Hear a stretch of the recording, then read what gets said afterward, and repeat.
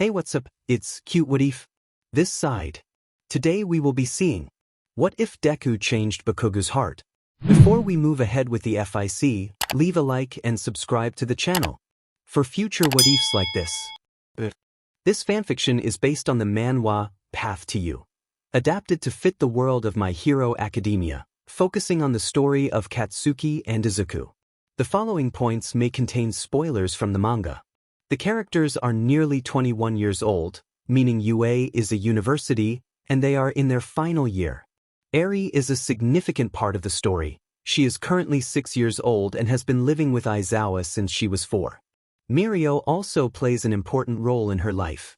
Eri learned to control her quirk and returned Mirio's quirk to him, making him a recognized hero, although he doesn't appear much in the story.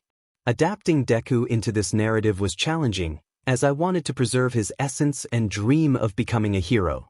The manhwa version of him struggles with his direction in life, complicating his portrayal, but I believe I did well with his character.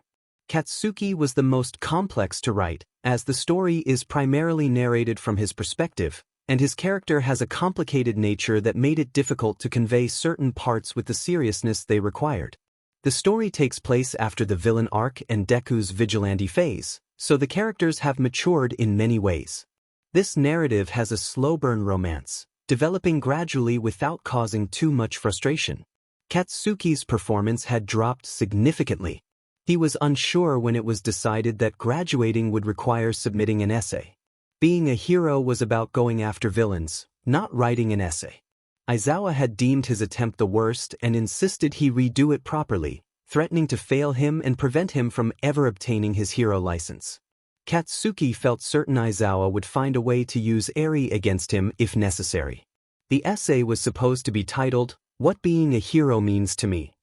Katsuki believed it simply meant going after the bad guys. Fortunately, Izuku offered him a month to resubmit it, only because his training performance was excellent. However, he also insisted that Katsuki help him and Mirio with Eri, starting that very day. Deciding to take a break, Katsuki planned to grab a drink to avoid exploding with frustration. Unfortunately, his night took a turn for the worse when he encountered the green-haired boy, who had just spilled his drink on him. The round-faced boy quickly apologized, explaining they were celebrating something and had overindulged. Katsuki rushed to the bathroom to clean his shirt, feeling exasperated. Being a hero meant going after the villains and capturing them. Izuku dropped Katsuki's essay on the desk, looking disappointed. Katsuki found the essay requirement ridiculous and unnecessary. Izuku took a deep breath and rubbed the bridge of his nose, a cliché gesture. He informed Katsuki that he had a month to submit a decent analysis. Katsuki was initially confused but soon realized he had to produce work worthy of at least a B grade and help with Eri. Frustrated, Katsuki reluctantly agreed to assist with Eri and redo the essay before storming out of the classroom. Denki, the ever-enthusiastic classmate, called out to him, inviting him to join for lunch with some girls, suggesting it would help lift his mood. Katsuki, annoyed, declined, explaining he had too much to do after receiving a failing grade from Izuku. Denki laughed heartily, curious about what had gone wrong with the essay. Katsuki dismissed him, insisting it was none of his business. Denki continued to tease him, claiming that his grumpy demeanor was due to being sexually frustrated. Katsuki was about to retaliate when his phone vibrated with a message from Izuku, reminding him to pick up Eri from kindergarten. With 50 curious mothers watching him, Katsuki felt uneasy, especially with the teacher giving him a scrutinizing look. He noticed her adjusting her hair before approaching him in a flirtatious manner, which made him cringe. She greeted him with puppy eyes, and Katsuki wished for a way out of the situation. In the distance, a small horn and frightened eyes cautiously peeked through the classroom door. The figure pointed at the girl and said they were there for her. The teacher gave a disappointed look and approached the child. Eri hid behind the annoying woman as soon as she saw the newcomer. The teacher bent down to Eri's level and told her that the person had come for her today, encouraging her to go with him. The figure couldn't help but think about the teacher's irresponsibility. They were a complete stranger coming for a child, and she was about to hand her over just like that, especially with the girl looking so terrified. The figure mentioned to the elderly man that Izawa had put them in charge of Eri and extended a hand to help her feel more confident. Eri's expression shifted from terror to curiosity, and she took the figure's hand after adjusting her backpack. Internally, the figure grumbled and asked Eri to hand over her backpack. She looked up, surprised, and complied, carefully handing it over. The figure took it and slung it over their shoulder, noticing the hint of a smile on Eri's face. Once outside the building, Eri seemed calmer and started to pester the figure with a request for a caramel apple, mentioning that her brother always bought her one when he came for her. The figure was taken aback, asking who her brother was. Eri replied that it was Mirio, and she could call him that if she wanted. The figure thought she was quite silly, feeling a bit disgusted. Eri's hopeful eyes looked up at the figure, asking again if they could go for the treat. The figure lifted her under the shoulders and placed her on their shoulders, telling her to hold on tight. Minutes later, they arrived at Izawa's door, where the figure announced they had brought the little monster.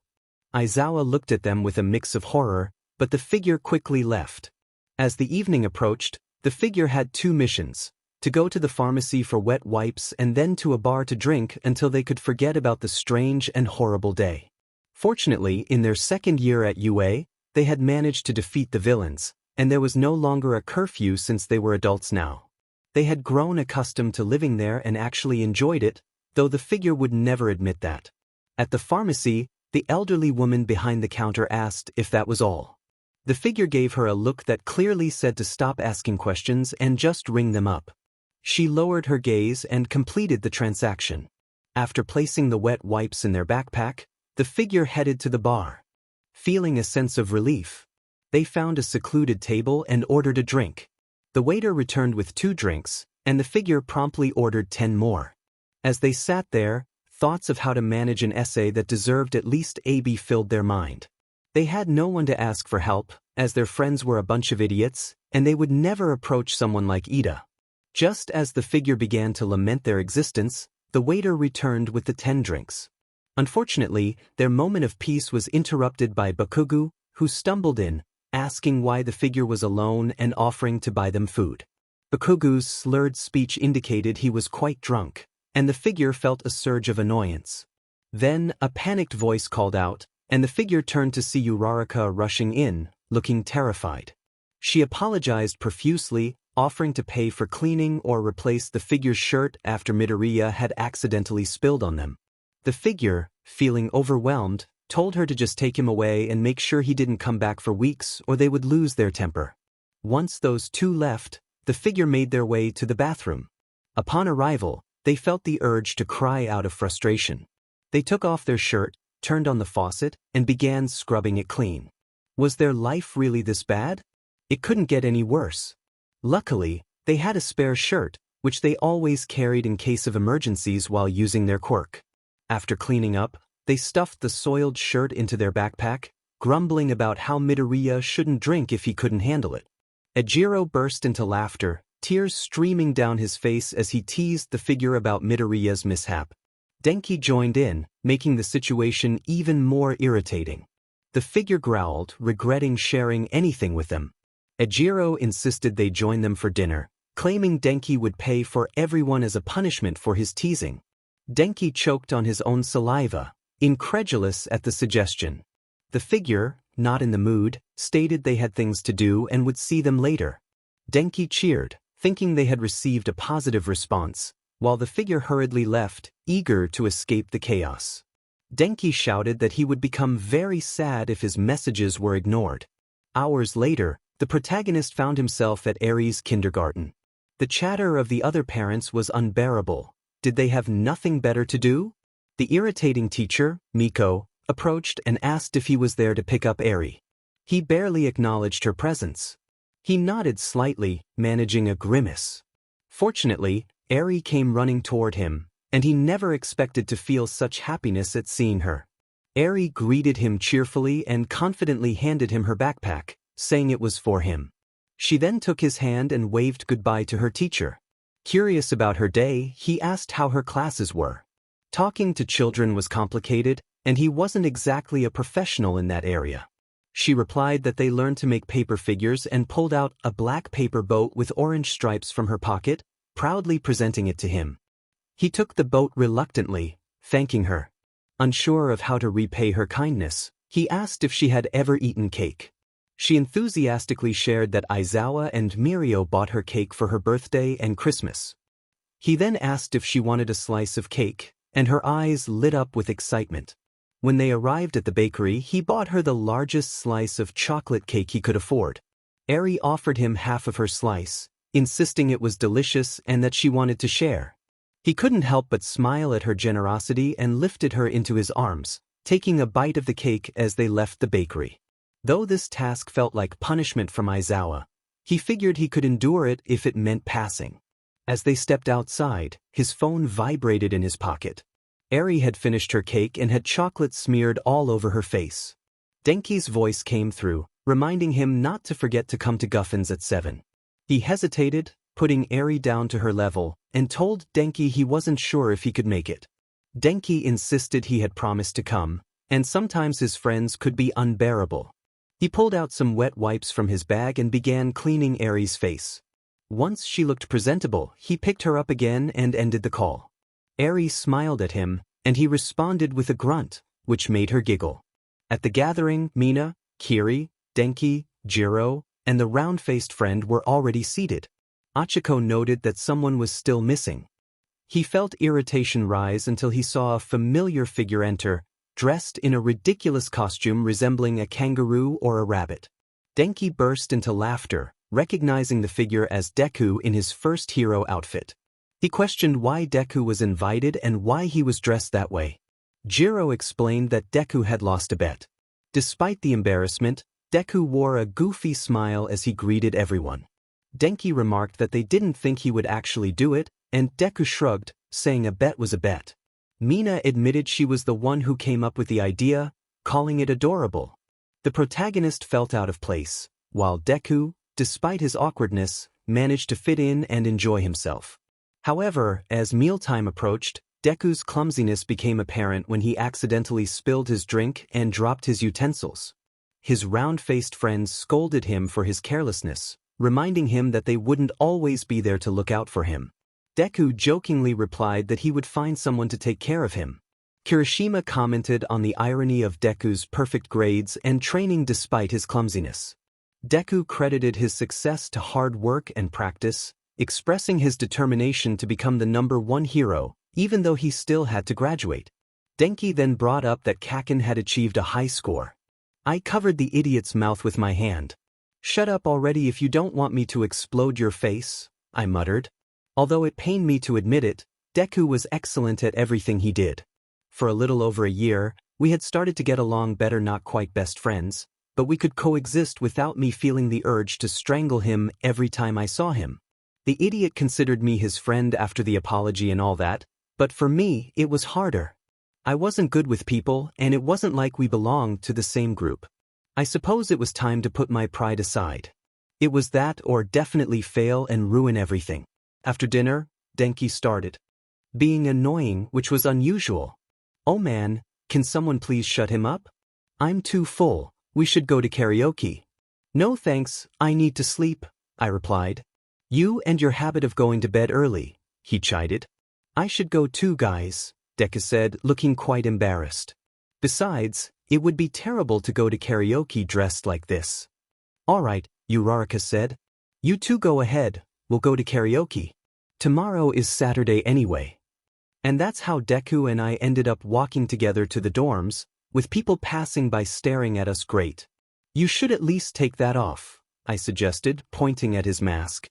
He jumped a little. Oh right, thanks, he said, removing it. Wow, that was embarrassing. If it embarrassed you so much, why did you accept? To be honest, I wanted to make it up to you for the other day, and I thought seeing me make a fool of myself would make you laugh, he confessed, looking nervous, as if he were talking to a rabid dog about to attack. It was amusing to watch. So you remember? Yes, and I'm really sorry about that, he apologized. If there's anything I can do for you. Well, it was now or never. There actually is. Oh, he looked stunned, not expecting my response. That's amazing, what do you need? To graduate? I don't think I follow. 𝐬𝐨𝐬𝐫 gave my essay a failing grade, and you got an outstanding one. I stopped and faced him. I really hate asking you this, but I need it. The old man looked irritated and fed up, and I'm sure if I don't get at least a B, he'll do everything he can to prevent me from becoming a hero. Oh, well, alright, he accepted easily. What exactly do you need help with? Writing a decent essay, and if possible, improving my grades. I'm good at training, you know that, but I'm terrible at all the technical stuff. You're excellent at it, with that notebook full of notes and everything. What do you say? Will you help me? The poor guy looked frozen. Of course. Though it didn't take him long to regain his composure. That's fine. We can meet wherever you want, either in the dorms or at a cafe. I'm good with either. Izuku thought to himself, how did he get into this?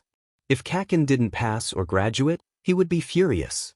That would ruin the little progress they had made in their friendship, if it could even be called that. Since the incident with the League of Villains, 𝐃𝐞𝐤𝐮 had changed a lot, and for the better. He no longer seemed angry all the time and even acted quite calm. Izuku figured it was due to the trauma they all faced when confronted with such danger at a young age. Fortunately, 𝐬𝐫 had implemented a year of therapy, otherwise, they might not have survived, or at least not remained sane. He wished he could truly help 𝐃𝐞𝐤𝐮 and maybe even become friends. Where had he left all his old notes? He ran to Uraraka's room and knocked on the door. Hello, Deku, do you need something? She asked, her hair tied up in a bun and wearing a light blue bunny pajama, looking adorable. Actually, do you have the old notebooks I lent you? Please tell me you do. I think so, but, she raised an eyebrow. What do you need them for? I'm looking for something I wrote down a while ago. If he told her it was to help 𝐃𝐞𝐤𝐮, he was sure she would be very upset with him, especially since she was there when he shared his entire history with 𝐃𝐞𝐤𝐮. Though to be honest, 𝐃𝐞𝐤𝐮 wasn't entirely to blame for what happened. He should have stayed away when 𝐃𝐞𝐤𝐮 first told him to. However, he kept pursuing him and here they are. Thank you so much, you just saved my life. He rushed back to his room and threw everything onto his bed, then his phone lit up. Hello, Mom. He hated calls from his mom. Don't get him wrong, he loved his mom. But her calls were a different story. She always pressured him to do something with his life besides being a hero. Izuku, dear, do you know what you want to do when you graduate? I know you want to be a hero, but I'm worried. I'd like you to consider something else too, so you have extra income. It's either that or come live with me so I can keep an eye on you. And here came the never-ending story again. He truly loved his mom, but sometimes she made him feel miserable, just like now. All right, Mom, I'll figure something out. You have a month to give me an answer, Izuku. If you can't, you'll have to come home with me. But Mom. No buts. I'm very worried about you.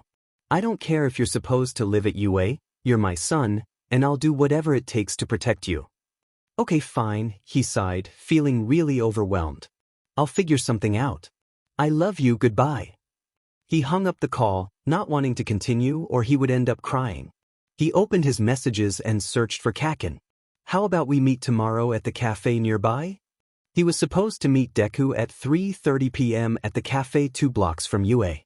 Unfortunately, he had to pick up Eri at 2:30 p.m., drop her off with 𝐬𝐴𝐬𝐮, and then return. He really hoped he would have enough time. Sadly, when he arrived at the kindergarten, he realized luck was not on his side. I don't want to. It was hard to understand why the girl chose that day to throw a tantrum. She insisted on having a caramel apple, and despite my attempts to pick her up, she resisted. I crouched down to her level, trying to reason with her, explaining that I had a meeting with the nerd in half an hour.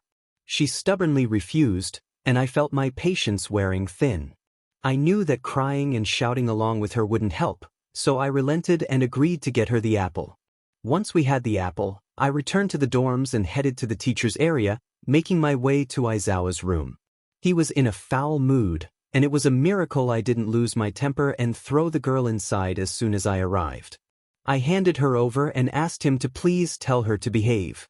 Now, I had to hurry, as I was already over 40 minutes late for our meeting. 4:30 p.m. I cursed under my breath, realizing I was an hour late. I hoped he hadn't left. When I arrived, I found him sitting at a desk covered in papers and notebooks, looking quite calm. But as soon as he saw me, he burst into laughter.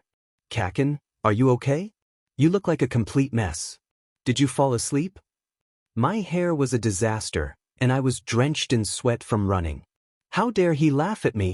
"It doesn't matter, just sit down," he gestured to the chair across from him. "Look, I found this," he said, showing me a worn notebook. "These are my notes from middle school. I'm sure they'll help you." Once I sat down, he started flipping through the pages. "What direction do you want to take your essay?" I grunted in response. "I don't really know," I admitted. "Don't worry, there's still time. In the meantime, you can review these." "Fine," was all I could manage to say. Being alone with him felt awkward. We had never really spent time together like this. After that, we both focused on our tasks. He highlighted the loose pages and made notes while I read through his nerdy notebook. After a while of silence, he spoke again. "Is there anything in particular you want to eat? I'll treat you this time, but next time it's your turn." I simply nodded, and he waved over a waiter who happened to be nearby. When our food arrived, I found myself staring at him, feeling a bit foolish. It was impressive that he wasn't upset with me for being late, that he took the time to make notes for me, and that he was treating me to a meal. I wanted to explode with excitement. "Hey, 𝐃𝐞𝐤𝐮, what's going on?" he asked when I didn't respond. "Ah, are you touched?"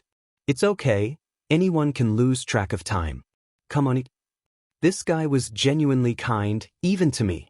Suddenly, I realized something. Being there, watching him smile made me feel comfortable, very comfortable. I had never allowed myself to just relax and spend time with him like this. No wonder everyone liked him. At some point, I began to think that if it weren't for this silly essay, I might have missed out on the chance to enjoy his kind company. It was the first time in a long while that I felt completely at ease, without the urge to explode. "Deku," he said. "Yes. Thank you." I couldn't shake the incident from my mind. Katsuki Bakugou had been acting strangely over the past few days. And don't get me wrong, I wasn't complaining. But it was unusual, stepping outside my comfort zone, which usually involved him yelling and being energetic and irritable. Lately he had been too cute and calm. "Hey, Midoriya." Todoroki called out to me. "What's been on your mind lately?" I didn't know how to respond, so I gave him my best smile. "Nothing much, just projects, I suppose." He looked at me, not entirely convinced. We were all in the common room of the dorms. The girls had spread a blanket on the floor in front of the couch and were chatting animatedly. Uraraka shot me a curious glance before sitting down next to me. "What's up with you?" she asked. She was my best friend, and most people often confused our friendship for something more, which was impossible because, "You've been acting really strange lately." I couldn't lie to her. "I've been helping 𝐃𝐞𝐤𝐮 with something," I said, not wanting to reveal that I had to redo the essay or he would kill me if he found out. She looked at me wide-eyed. "Did he do something to you?" she asked, concerned. "Did he threaten you?" "I know he's been changing over the past year, but I still don't fully trust him, especially when it comes to you. I don't want your feelings to get hurt, Izuku." "It's all fine," I began to ramble. "The truth is, he's been really nice, and that's throwing me off. That's exactly what worries me." "Don't get too attached," she said, then added, "You're saying he's been too nice?" I nodded. There was something I hadn't mentioned. Back in middle school, I had been hopelessly in love with Katsuki Bakugou. I think it was something that started when we were kids, but I didn't know how to label it. I wanted to be a hero because of him. My hero name was inspired by him, and everything I had done in my life was for him. I returned to UA because of him. I nearly fell apart when he apologized and said all those things. But I had moved on and didn't want to confuse my feelings again, risking getting hurt.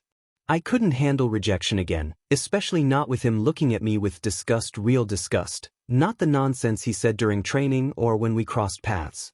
That was his twisted way of showing appreciation. Katsuki Bakugou expressed his feelings in very strange ways, but if he truly found me repulsive for who I was, why do you have that stupid look on your face? Uraraka had left, and suddenly he was sitting next to me. 𝐃𝐞𝐤𝐮 looked at me, his leg crossed over the other as he leaned back in the chair. He mentioned that he had arrived just a couple of minutes ago and that everyone was being too loud for him to sleep.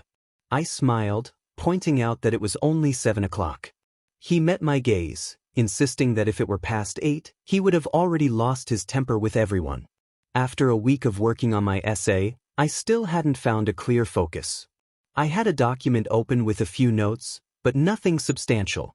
I called out to Deku, who was sitting across from me, as he absent-mindedly picked at a piece of chicken.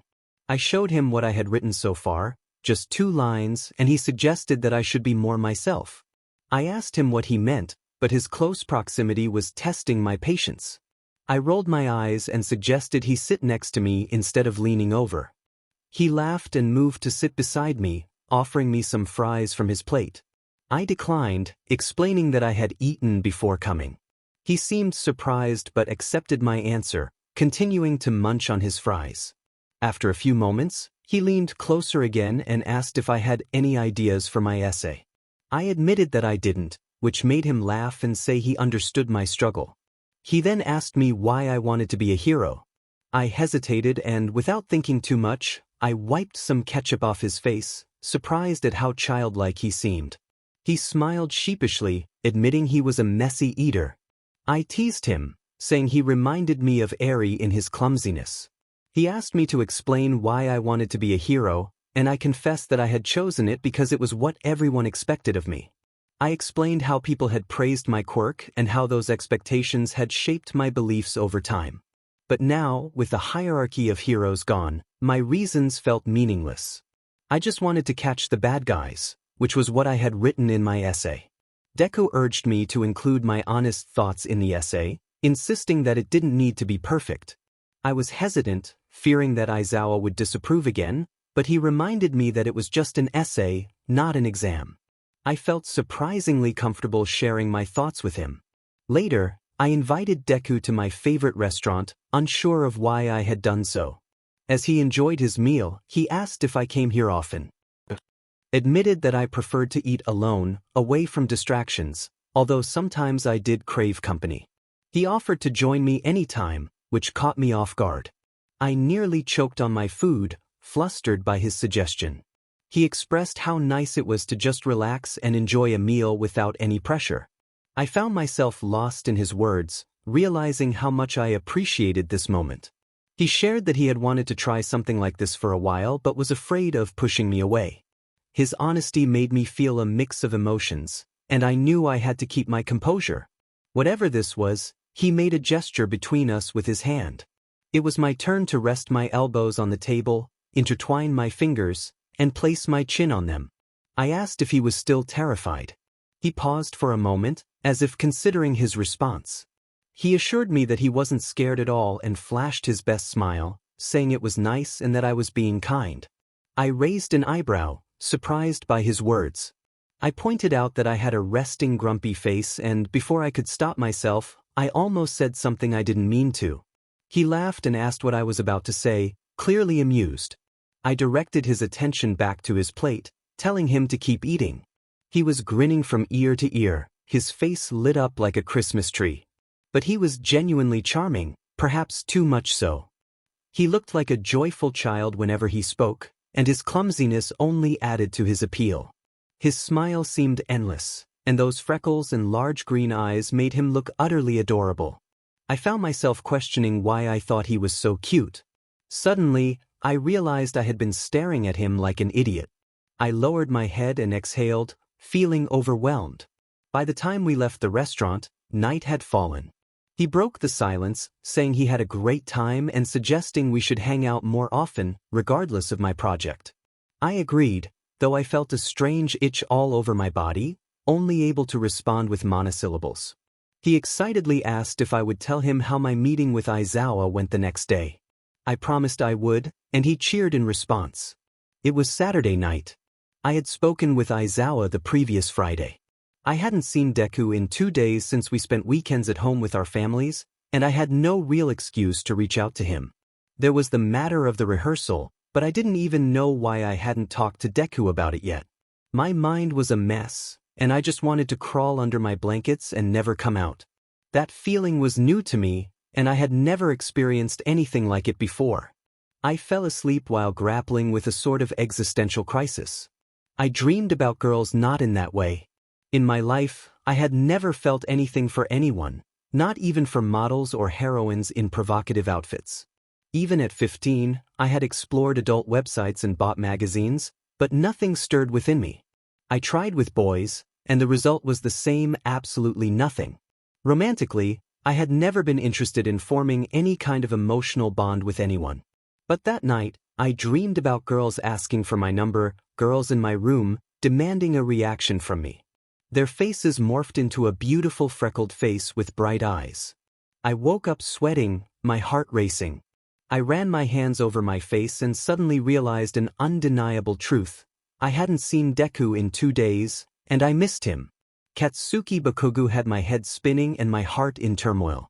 But I couldn't afford to get emotionally involved, not knowing him as I did.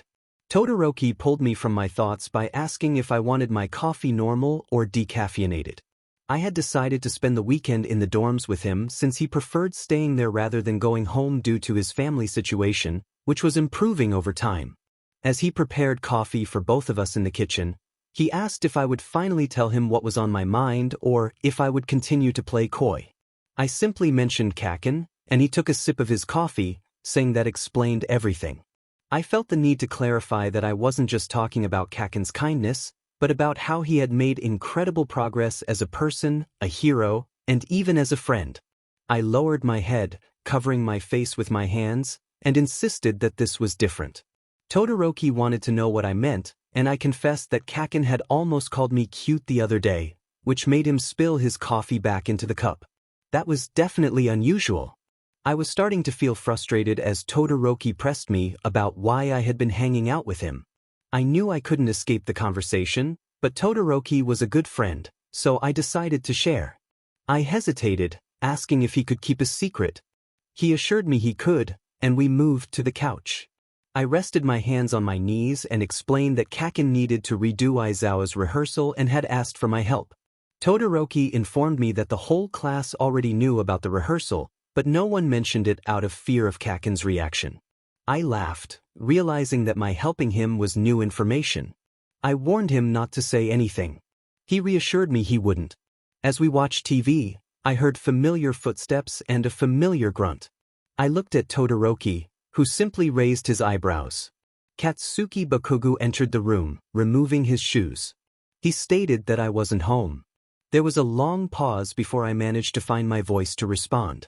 I asked what he wanted, and he clarified that he had come to look for me. Todoroki interjected, saying it was obvious I wasn't home, and 𝐃𝐤𝐮 rolled his eyes. 𝐃𝐤𝐮 mentioned that my mom told him he would find me here and asked why I was with Todoroki. I scratched my neck, unsure of what was happening, and explained that I wanted to accompany him. 𝐃𝐤𝐮 simply replied that we needed to talk, his anxiety and discomfort evident.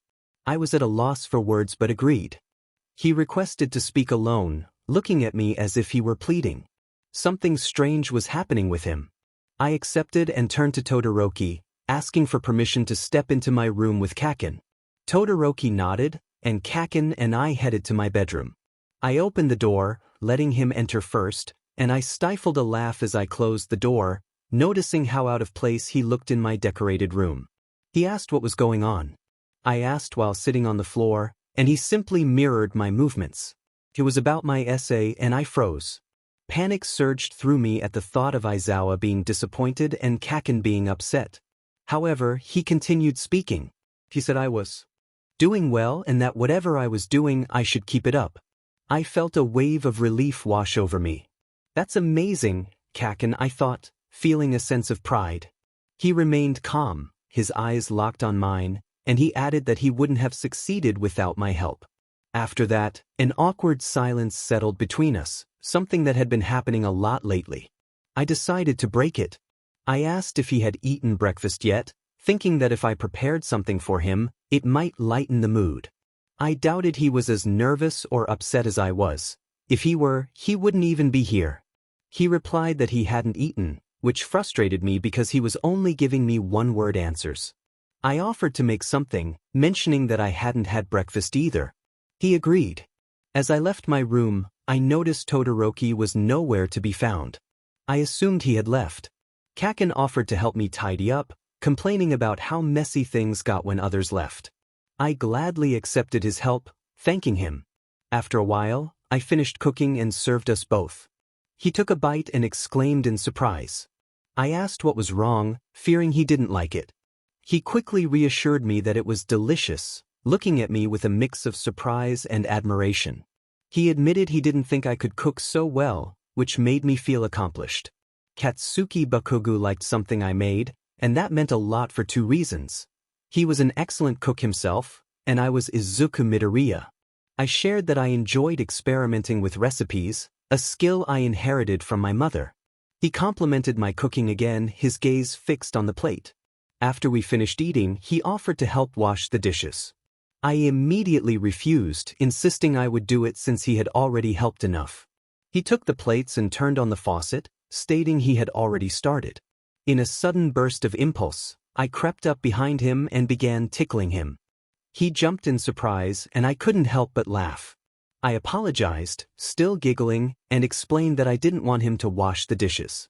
I continued tickling him, and he grabbed my arms, pulling me closer until my chest pressed against his back. He held my hands for a moment, then started tickling my palms. I squirmed, begging him to stop. When he finally did, I rested my face on his shoulder, trying to catch my breath. He turned to look at me, and we were very close. 𝐃𝐞𝐤𝐮 was considerably taller, so I had to tilt my head up to meet his gaze. We stayed like that for a few seconds until I felt my cheeks heat up, prompting me to pull away quickly. That wasn't right. He asked if I wanted to help dry the dishes, suggesting we could both do something together. I eagerly agreed, though he pointed out that I didn't need to shout. His comment struck me as ironic, but I chose to remain silent. As we worked on the dishes, I began to feel anxious. We were too close. I subtly moved away, but he noticed. He reassured me that I didn't need to distance myself, stating he wouldn't bite. After saying that, he moved closer again. Unsure of how to react, I playfully sprayed him with water. The look he gave me in that moment was one I would never forget. I felt like a little kid, my heart racing. I was experiencing feelings I didn't know if I wanted to feel. To say I was confused would be an understatement. I was happy, ridiculously happy. I felt like laughing more than I ever had before. Instead, I splashed water back at him, and we began to play like two silly children. I couldn't pinpoint when we stopped, but we eventually had to grab some mops to clean up the mess we had made.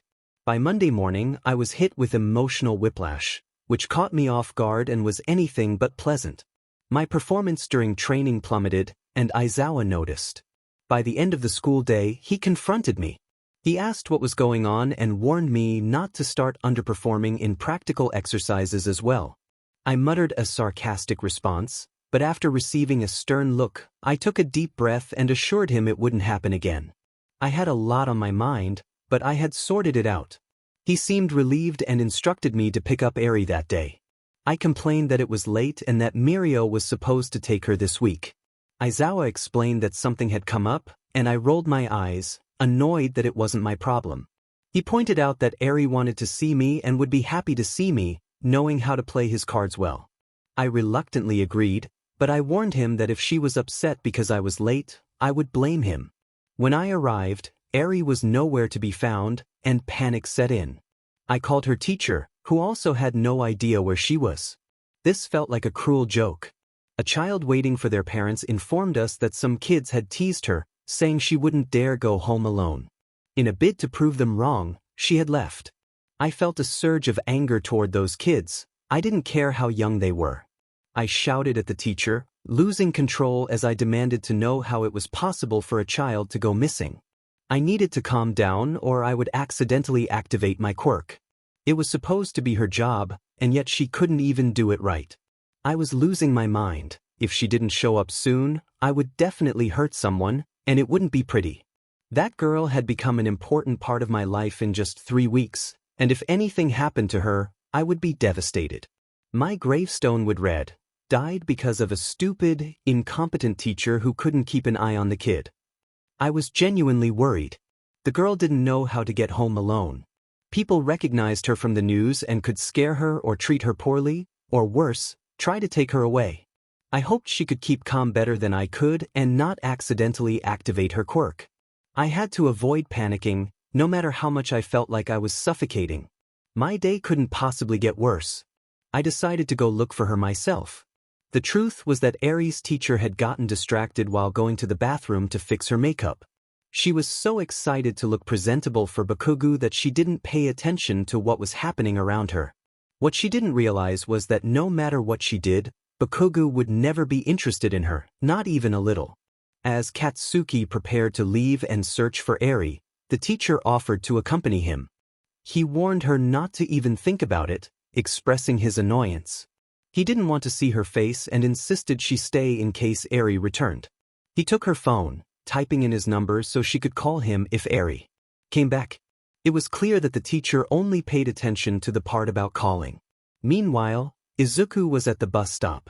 After a tough conversation with Aizawa and Nizu that morning, he had decided to go to the supermarket to buy liters of ice cream to sulk alone in his room while figuring out what to do. However, his return was interrupted by a hostile figure gripping a small, familiar figure by the arm. The man shouted aggressively at Eri, demanding to know why she was jumping on the bench, insisting that it wasn't a place to play. What he didn't know was that Eri was simply trying to read the sign to see when the bus to her home would arrive. Seeing this scene, Izuku decided to intervene. He confronted the man, asking why he was yelling at a little girl. When the man tightened his grip on Eri's arm, Izuku became angry and demanded he let her go. Eri was trying hard not to cry. She was very scared and anxious.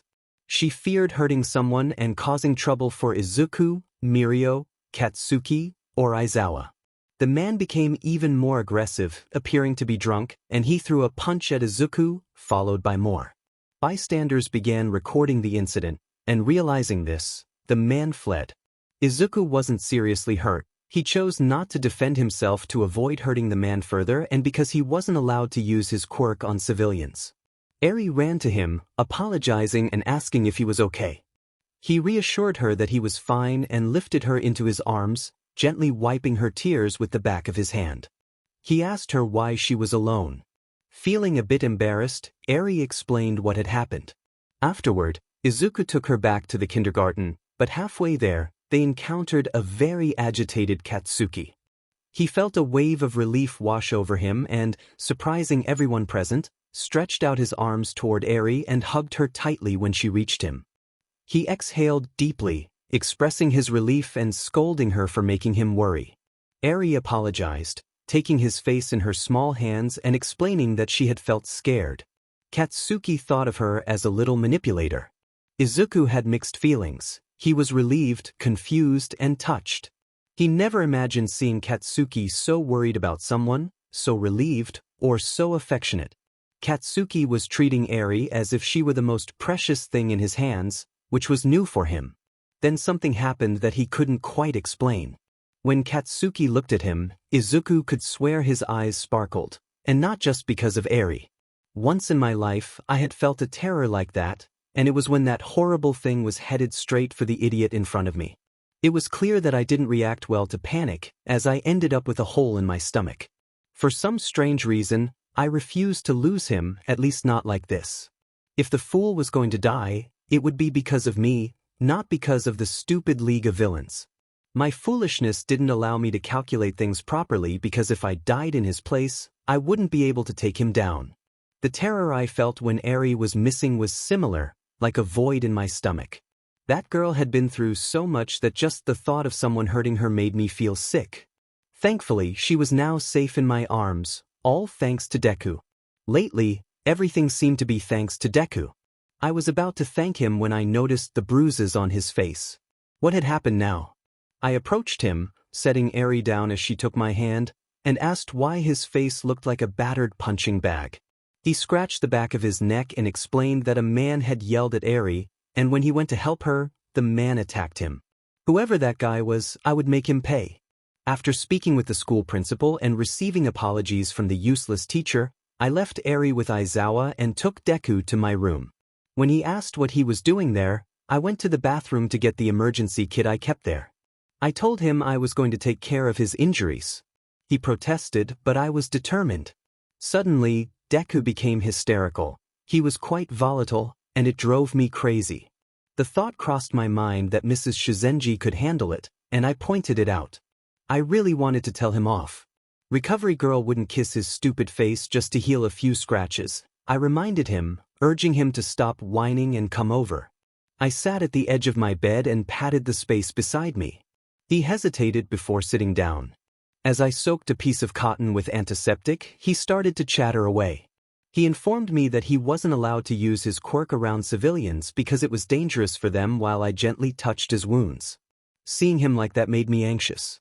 I acknowledged that I knew. He asked if I was upset, and I admitted that I was, very much so. I hated the idea that Deku had gotten hurt. He apologized, but I clarified that it wasn't his fault. I was angry with myself for not arriving sooner or talking to her to prevent the situation. Once I finished my task, I tossed the cotton into the trash, expressing my frustration that this had happened to him. He insisted it was nothing, but the look he gave me was concerning. He was blushing, looking adorably foolish, and it made my heart race. He thanked me for worrying about him with a smile. Suddenly, I noticed that his hand was also injured, and I felt terrible. I wanted to cry, to hit something, to make his wounds disappear. His hands were always the ones that got hurt, marked by scars primarily from using his quirk. This injury was different. It was from not defending himself. I wished I had the ridiculous healing gift of the old lady so I could kiss his wounds away. That thought was driving me insane. I abruptly stood up and went to return the first aid kit to the bathroom. When I returned to my room, my emotions were all over the place. 𝐃𝐞𝐤𝐮's concern for me confused me. His kindness was bewildering. However, I didn't have time to dwell on that. I just wanted to cry.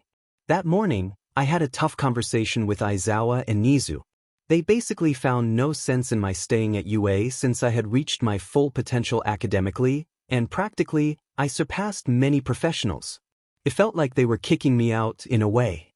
But of course, they didn't call it that. They were graduating me early, as if I didn't already have enough problems. I had to move within a week, and for that, I needed money. To get money, I needed a job. Lately, being a hero wasn't fulfilling, so it wasn't my first choice. I considered returning to Endeavor's agency. I learned a lot during my time there, and now with my professional license, I could secure a good paycheck. But that wasn't what I truly wanted. Yes, I still wanted to save people, but I had achieved my dream a year ago, and right now, I had no idea what direction my life would take. Then there was the issue with my mother. She wanted me to have a safe job, away from any dangerous acts, and I understood her concern, but I couldn't let her control my life. I sighed in frustration and decided to wash my face, but I was interrupted by a light knock on my door. When I opened it, I found a very cheerful 𝐃𝐞𝐤𝐮. She whispered excitedly, showing me the bottle of wine she was holding. She made her way into my room and sat on the floor. She asked why I looked so down. But then she noticed my bruises and her expression shifted to one of concern. I told her it was nothing serious, just that Eri had gotten into trouble, but 𝐃𝐞𝐤𝐮 and I had sorted it out. She poured me some wine, insisting that I needed it, and I downed it in almost one go. She remarked that I must be having a tough time and encouraged me to share what else was bothering me, teasing that lately, everything in my life seemed to revolve around Bakugou. I insisted it wasn't about him, but she believed otherwise, saying I was just pretending. I pressed my fingers to the bridge of my nose in frustration, and she backed off a bit, urging me to tell her what was going on. So, I opened up about everything, from my existential crises to my conversation with Izuku. I mentioned that I needed to find a job. She pointed out that any agency would accept me, but I didn't want to start there. I knew I would regret it. She noted how ironic it was that my biggest dream had become my biggest nightmare. I agreed, admitting it troubled me greatly. It was normal, she reassured me, that none of us were the same people we were before everything happened. It was a horrible experience that changed us all and brought many modifications to the hierarchies and the control of quirks and government matters. She was getting a bit tipsy and lamented how things had changed, wishing for the days when we were just kids with silly dreams. I echoed her sentiment, sitting beside her as she rested her head on my shoulder. We stayed like that for a couple of hours until I noticed her breathing had slowed. She had fallen asleep. I gently laid her on my bed and spread some sheets and pillows on the floor for myself. Before turning off my phone, it vibrated. It was 𝐃𝐞𝐤𝐮, reminding me not to forget to put ice on my wounds or they wouldn't heal.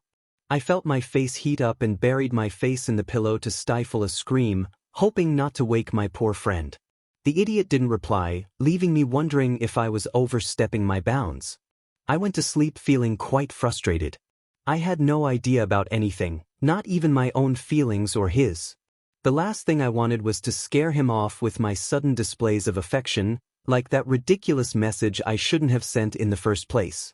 I feared he might feel uncomfortable and want to stop spending time with me.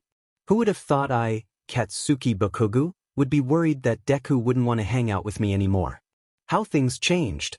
The next morning I had finished my essay and tucked it away in a slightly battered folder. The old man would have to make do. He had already gone over my absurd essay multiple times. He glanced at it quickly and said it looked good, just a couple of pages, and that he would give me my grade tomorrow. I clicked my tongue in response. He nodded, and I practically ran out of the room. I wanted to tell Deku that Izawa didn't seem disappointed in me again, and I wanted to ask him to keep helping me with my assignments. Part of me genuinely appreciated his help, and part of me just wanted to spend more time with him. Frustrated with my own thoughts, I ran my hands through my hair. I decided to send him a message. When I opened my inbox, I noticed he had actually replied to what I had said the night before. Of course. Thank you for reminding me. A ridiculous emoticon? I chose to ignore it and wrote what I thought I should ask him. Could we meet? I want to tell you what 𝐬𝐨𝐬𝐫 said.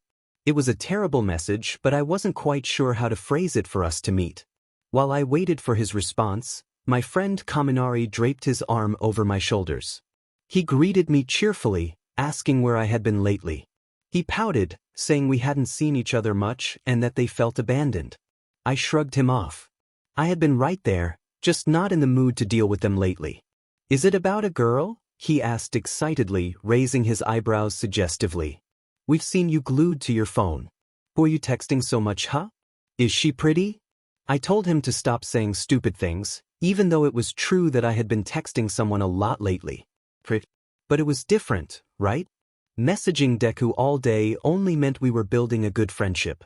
A friendship that hadn't developed due to my foolish immaturity. We were just catching up on lost time. Yes, that was it. Kaminari gasped dramatically, exclaiming that I was blushing and that he had to tell the others. I grabbed him by the collar with one hand and raised the other in a threatening gesture. I didn't care about causing a scene. If he kept talking nonsense, I would blow my top. Shut your mouth, or I swear I'll make you regret it. After that threat, I let him go and stormed off. I could hear him laughing behind me. I was sitting on the couch in the dorms when I received a response from Izuku. Yes, I actually have some things to tell you too. Let's meet in my room in 10 minutes, okay? Something about the way that message was written made my nerves spike. I headed over immediately. When I reached his room, I knocked a couple of times, and he opened the door instantly. Come in, sorry for the mess. There were cups scattered all over the room, snack wrappers, and a couple of wine glasses. What happened here? I asked. Uraraka came over last night and we stayed up late, he replied. Then I shouldn't have asked. A bitter feeling settled in my stomach, but why should I care? Those two had been close since they met. I scratched my neck and tried to ignore the horrible feeling that had taken hold of me. So, what did you want to tell me? I began, but my words were cut short when I noticed an open suitcase and a pile of clothes on his bed. He turned to me, looking directly into my eyes, and he seemed very sad. I didn't like it at about that, he started. I won't be able to help you with your essay anymore, or really anything. In fact, I think we won't be able to see each other at all. It was well known that I hated the cold. I couldn't stand it. My body was used to high temperatures. Without them, neither I nor my quirk functioned properly, and it made me feel sick. So, I was sure when I said that not even a bucket of cold water could make me feel as awful as Deku's words did. In the weeks that 𝐃𝐞𝐤𝐮 and I had been spending time together, he had given me several strange looks. Some seemed amazed, while others were extremely worried. But the one he was giving me at that moment was one I had never seen before. It was a look of pain. What are you talking about? Why are you packing? Why do you say we won't see each other anymore? Did I do something? I could swear he was on the verge of a breakdown. Don't tell me I made you feel threatened. If that's the case, I won't come near you again, but you don't have to leave, he whispered. What was happening to him? 𝐃𝐞𝐤𝐮, calm down, I said, moving closer and placing my hands on his shoulders. It's not about you, don't say ridiculous things. I felt him relax a bit. Let's just say I graduated. I gestured with my hands, shaking them. Yay! 𝐃𝐞𝐤𝐮 looked at me, not entirely convinced. What nonsense are you saying? He asked. I sat down on the floor and patted the space beside me, signaling for him to join me. He hesitated for a moment but then sat down next to me. I told him about my conversation with Izawa and Nizu. When I finished, he looked me in the eyes and asked a question I didn't have an answer to. What will you do? I sighed deeply and leaned against his shoulder. I could feel him tense up for a moment before relaxing again. Well, ever since we defeated the League of Villains and ended the hero hierarchy, I feel like my purpose has lost its meaning, I said. The personal space barrier was already broken, so I decided to take a risk. I took his hand and started playing with his fingers. He didn't seem bothered, so I continued. I mean, I love being a hero, it's always been my dream, but it's something that no longer fulfills me after everything that happened. Plus, there are hardly any villains left, and thanks to One for All, it's easy for me to take them down. I turned my head toward him, and he did the same. We were just inches apart, and we stayed that way for a moment until I broke the eye contact and looked down at our hands. What I mean is that I didn't know. I separated myself and dragged over to sit in front of him, rubbing my face in frustration before continuing. My mother is very worried. She wants me to move in with her for protection. On top of that, she would like me to have an extra job just in case. But to be honest, I don't know what I like or what else I could do besides being a hero. 𝐃𝐞𝐤𝐮 chuckled and I froze. He pointed out that I was having a mini crisis, finding it amusing to watch. I had the audacity to throw a pillow at him, which he easily caught before it hit his face. I complained that it wasn't funny. He leaned back on my bed, staring at the ceiling, and assured me that I was good at many things besides being a hero. He was sure I would find a job easily, especially since everyone knew I was All Might's heir. I doubted anyone would deny me anything. I just wanted something that would make me happy. As soon as I mentioned that, 𝐃𝐞𝐤𝐮 lifted his head, looked me straight in the eyes, and smiled. He had an idea. Never had I seen the fool happier than when he was surrounded by children. So when he said that, I knew exactly what I needed. I asked if he had an idea while I stood up and offered him my hand to help him up. He took it and I pulled him up with ease. With my quirk of super strength and a well-toned body, he was quite light. I rolled my eyes, asking what the idea was. He told me to just follow him, and with that, we left. Throughout the journey, I noticed Deku was quite restless. The useless one was nervous. It was somewhat endearing. When we arrived at our destination, he looked at me curiously and asked what we were doing there. I told him we were solving his problem. I got out of the car and ran to the passenger side to open the door for him, urging him to stop being a bundle of nerves and get out. Once inside the building, I heard some quick footsteps. A little girl jumped excitedly and I picked her up, asking what she was doing there since I thought Mirio would come for her today. I replied that I was there to talk to the director about a matter. She asked if it was about her, and I told her no, it was about the useless one outside. I carefully set her down and encouraged her to greet him, sure he would be happy to see her. I walked to the director's office and knocked gently on the door. The director greeted me while putting some papers away, and I bowed slightly, which I rarely did, but this was an important matter. I said good afternoon with my best respectful tone and asked what brought me there. I needed to ask for a favor. After a lengthy and surprisingly pleasant conversation with the director, we both left to meet up with Deku. We found a rather convenient scene. Deku was surrounded by children playing with paper airplanes. After all this, it would be easy. He greeted me without taking his attention away from the kids and asked what the director said. I informed him we talked about his situation and that he should come in 2 days for an interview. Deku nearly fell from his seat upon hearing that. He asked nervously about the interview, which was amusing to see. He should be used to it by now, but it was still fun to watch. I confirmed it and pointed out the happy children playing with him, suggesting he would do quite well. He asked what I meant, and I was starting to get impatient. I asked if he was slow and told him he was going to work there. Idiot. His eyes lit up. He couldn't believe it, claiming he was about to jump for joy. I reminded him that he still needed to come in 2 days for the interview, but I believed it was quite safe to say he would work there. He excitedly exclaimed that he could even come tomorrow. I heard the director approaching, smiling widely, which was a good sign. He expressed his happiness at Deku's enthusiasm, saying they needed a young soul there. A complaint came from the useless teacher, and I rolled my eyes. I was young and fresh too. I internally groaned when she saw me and greeted me with a flirty smile, asking if I remembered her. I replied no and turned to the director, stating we were leaving. I confirmed that Deku would come for his interview, and I took him by the wrist, dragging him outside. Once outside, Deku lunged at me and hugged me tightly, leaving me frozen. He thanked me profusely, assuring me he wouldn't waste this opportunity. He expressed that I was something like his savior, and he was incredibly grateful. He confessed that he had been feeling lost and without purpose, but thanks to me, all that was gone. I had managed to get him a job that would truly make him happy, something he never would have thought of.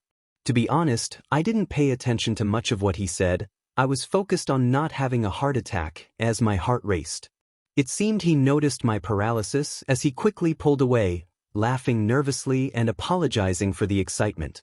I grabbed him by the neck and pulled him in for a gentle hug, responding that it was nothing and that I was glad to make him happy. For a change. The next day, I received the results of my essay. I had scored a blessed A. I wanted to run to Deku's dorm and show him my wonderful result, eager to hear how his interview went. It was curious. The fool hadn't shown up at UA for 3 days, and no one seemed to notice, not even me at first. Kirishima shook me excitedly, unable to believe I had scored an A. He asked what kind of pact I had made. I wouldn't tell him even if I died. He suggested we go out to celebrate. Denki exclaimed that someone had managed to get an A on the essay and passed all the exams, and they would be graduating soon. He pointed out that the other person just wanted to celebrate and drink, calling him disgusting. 𝐃𝐞𝐤𝐮, always charming, responded that if the other didn't want to join, they didn't have to, sticking out his tongue and asking who was in for the celebration. 𝐬𝐨𝐧𝐫𝐞𝐢𝐫 arrived and sat next to 𝐃𝐞𝐤𝐮, teasingly questioning if he was sure about graduating, claiming he was the least intelligent among them. 𝐃𝐞𝐤𝐮 shot back that no one had asked 𝐬𝐨𝐵𝐾. Nervously, the protagonist checked the time. It was already 4:15 p.m., and he still hadn't heard back from Deku. By now, Deku's interview should have been over. He approached Kirishima and asked if he had spoken to Deku. Kirishima looked at him curiously before responding that he had talked to Deku a little while ago. He mentioned that Deku had been going through a lot lately and hadn't even been coming to class. Suddenly, they were interrupted by a shout from a little girl, Eri, who was being carried by Deku. 𝐃𝐞𝐤𝐮's friend greeted Eri cheerfully, asking what she was doing there. Eri explained that she had found Deku on the way and wanted to come with him to see 𝐃𝐞𝐤𝐮. This revelation made 𝐃𝐞𝐤𝐮 feel embarrassed, as everyone would know he had grown fond of the little girl. Once Eri was on the ground, she ran to 𝐃𝐞𝐤𝐮 and reached out her arms. Being unable to resist, he picked her up and sat her on his lap as she excitedly began to recount her day at school. Denki shouted at Deku, expressing how long it had been since they last saw him, exaggerating that he thought Deku had disappeared. Deku smiled nervously and explained that Kirishima had invited him to celebrate. Eri, feeling upset, ran to Deku, complaining about her exam results and demanding comfort. 𝐾𝐞𝐤𝐮 felt disgusted as he watched the scene unfold. Eri then innocently asked 𝐾𝐞𝐤𝐮 why he looked upset, touching his cheek with her finger. When she suggested he might be jealous, 𝐾𝐞𝐤𝐮 was taken aback, wondering how she knew about such things. He quickly denied it, telling her not to say silly things, but she just giggled and reassured him that Deku only wanted him. Feeling flustered, 𝐾𝐞𝐤𝐮 covered his face with his hand to hide his embarrassment. He growled at Eri to be quiet, but she only laughed as usual. Watching Deku and Eri chat happily made him feel suffocated, prompting him to leave the area. He set Eri down and asked Jiro to take care of her, knowing Aizawa would be coming for her soon. Once outside, he wandered around the garden, feeling irritated as he recalled the image of Eri hugging Deku. He was lost in his thoughts when he heard footsteps approaching. It was the last person he wanted to see at that moment. The newcomer called out to him, having searched for him after Eri mentioned he had left. 𝐃𝐞𝐤𝐮 grunted in response, questioning why it mattered to the other. The cheerful voice explained that he had just completed his interview and had been hired, starting on Monday. His eyes sparkled with joy, but 𝐃𝐞𝐤𝐮 felt a knot form in his stomach. He asked why he hadn't been informed sooner, especially since his messages had gone unanswered. Despite 𝐃𝐞𝐤𝐮's frustration, he appreciated that Deku remained unfazed by his anger. Deku explained that he wanted to tell 𝐃𝐞𝐤𝐮 in person, which was why he had come. 𝐃𝐞𝐤𝐮 asked if he had told anyone else, feeling that familiar unease in his stomach. When Deku assured him he hadn't, 𝐃𝐞𝐤𝐮 felt a wave of relief. Deku continued, apologizing for abruptly saying he couldn't support 𝐃𝐞𝐤𝐮 with school anymore. He explained that his personal crisis had made him extreme, but he wanted to continue helping and hanging out like they used to. 𝐃𝐞𝐤𝐮 nodded, realizing he did want that. Curious about what else Deku had to say, 𝐃𝐞𝐤𝐮 prompted him to continue. Deku mentioned that he had been staying with his mom, who was happy for him and would lend him money for rent while he saved up from his new job. 𝐃𝐞𝐤𝐮 interrupted, urging him to get to the point. Deku finally acknowledged that he had a request to make. Lately, they had been spending time together, and he truly enjoyed the other person's company. He quickly interrupted, stating that if the suggestion was about moving in together, the answer was a definite no. The other person was taken aback, insisting that they had misunderstood. What he meant was that he wanted help choosing an apartment, and he wanted the other person to accompany him, as he had been a great support so far. It was hard to resist that adorably charming smile. He realized that he could never say no to it. The other person was so happy and had decided to share that happiness with him. Thankfully, he hadn't suggested living together, because despite his words, he would have moved in without a second thought. In recent days, Deku had been staying in his room late into the night. Their classmates from 3A watched with curiosity as they noticed Deku's presence in the dorms, but a single warning glance from him was enough to silence. At that moment, Deku was sitting on the floor with his laptop in his lap, searching for apartments, while he lay on his bed, head hanging off the edge. Deku cheerfully pointed at an apartment on the screen, asking for his opinion. He rolled over to face the bed, clicking his tongue in response. He mentioned that it was for Deku, but Deku insisted he wanted to know his thoughts, claiming he had good taste. He sat up and joined Deku on the floor, taking the laptop to look at options together. Deku watched him with curiosity as he scrolled through various listings. He pointed to one apartment, which was located near the kindergarten where Deku had recently started working. Deku's eyes lit up, expressing his excitement about the place being beautiful and conveniently close to his job. Deku eagerly asked if he would accompany him to see it the next day after class. He nodded in agreement but mentioned that Eri would be coming along, as he needed to pick her up that week. Deku seemed confused at first but quickly understood after a warning glance. He then mentioned needing to fill out a form for the apartment showing, realizing it was getting late. Checking the time on his phone, he confirmed it was past 10. He suggested that Deku stay over, so they could leave early with Eri in the morning. Deku reminded him that he no longer had a dorm room, to which he replied that he meant for him to stay in his room.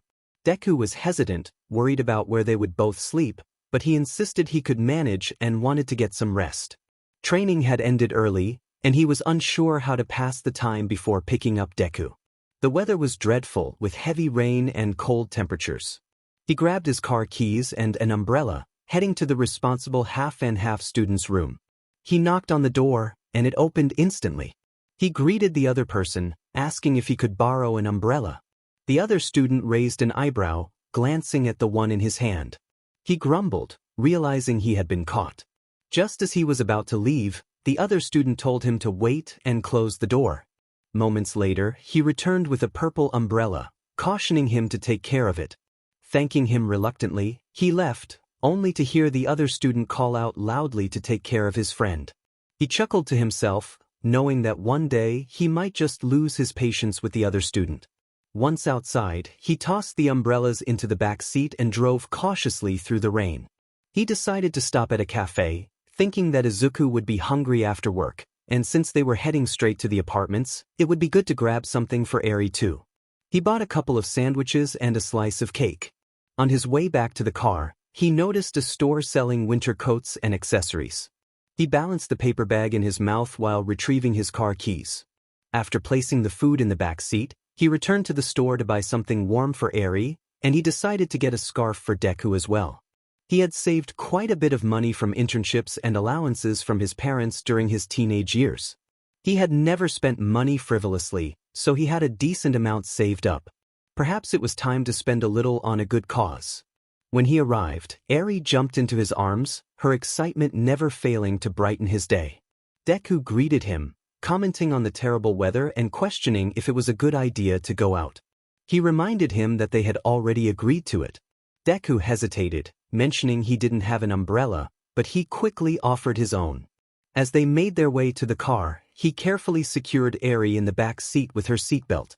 She curiously asked about the bags next to her, and he told her she would see soon enough, handing her the scarf he had bought for her. She said excitedly that it was very pretty.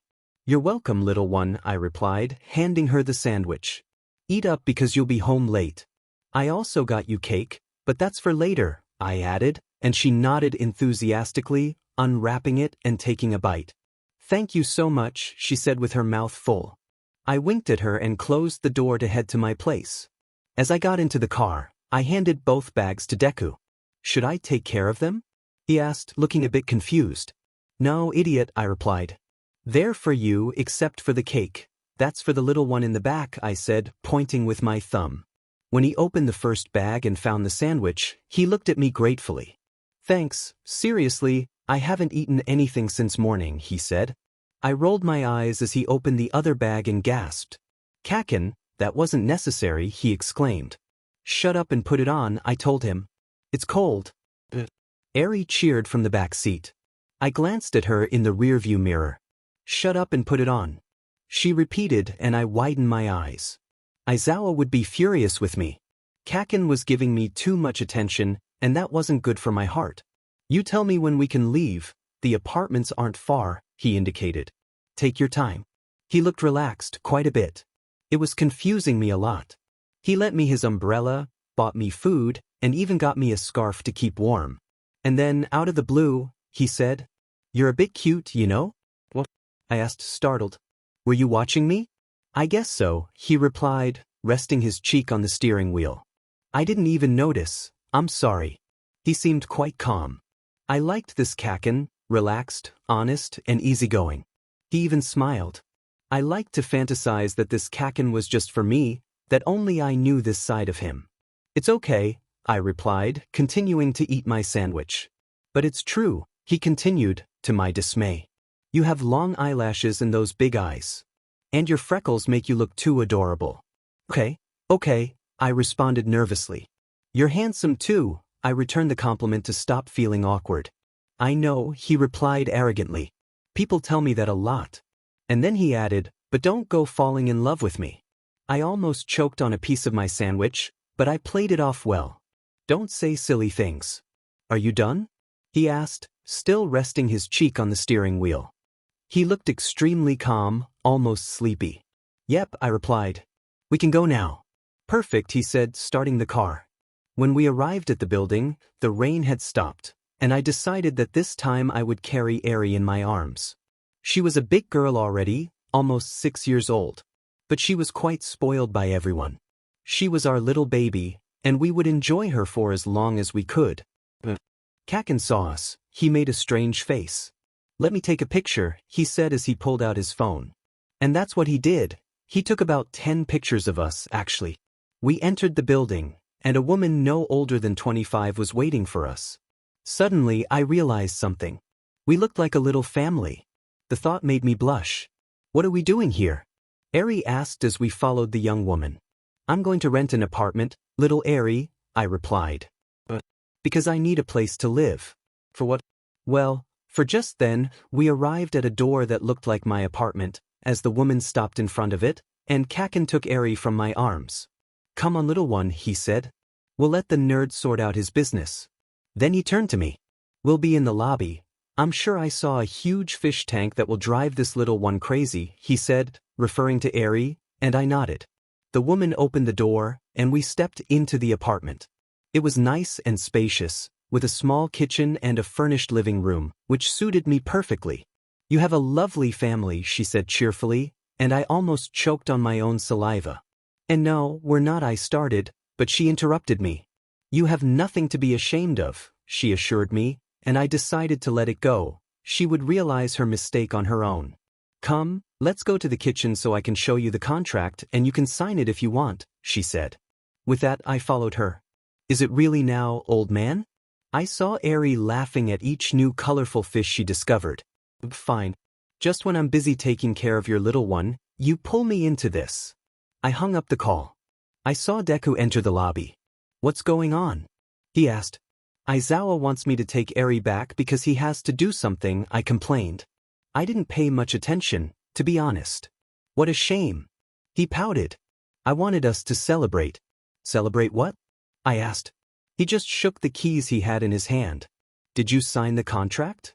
Isn't it obvious?" he asked excitedly. "All right, let's do this," I proposed. "I'll take Eri back to UA quickly, you go get food and drinks, and we'll meet here in 30 minutes.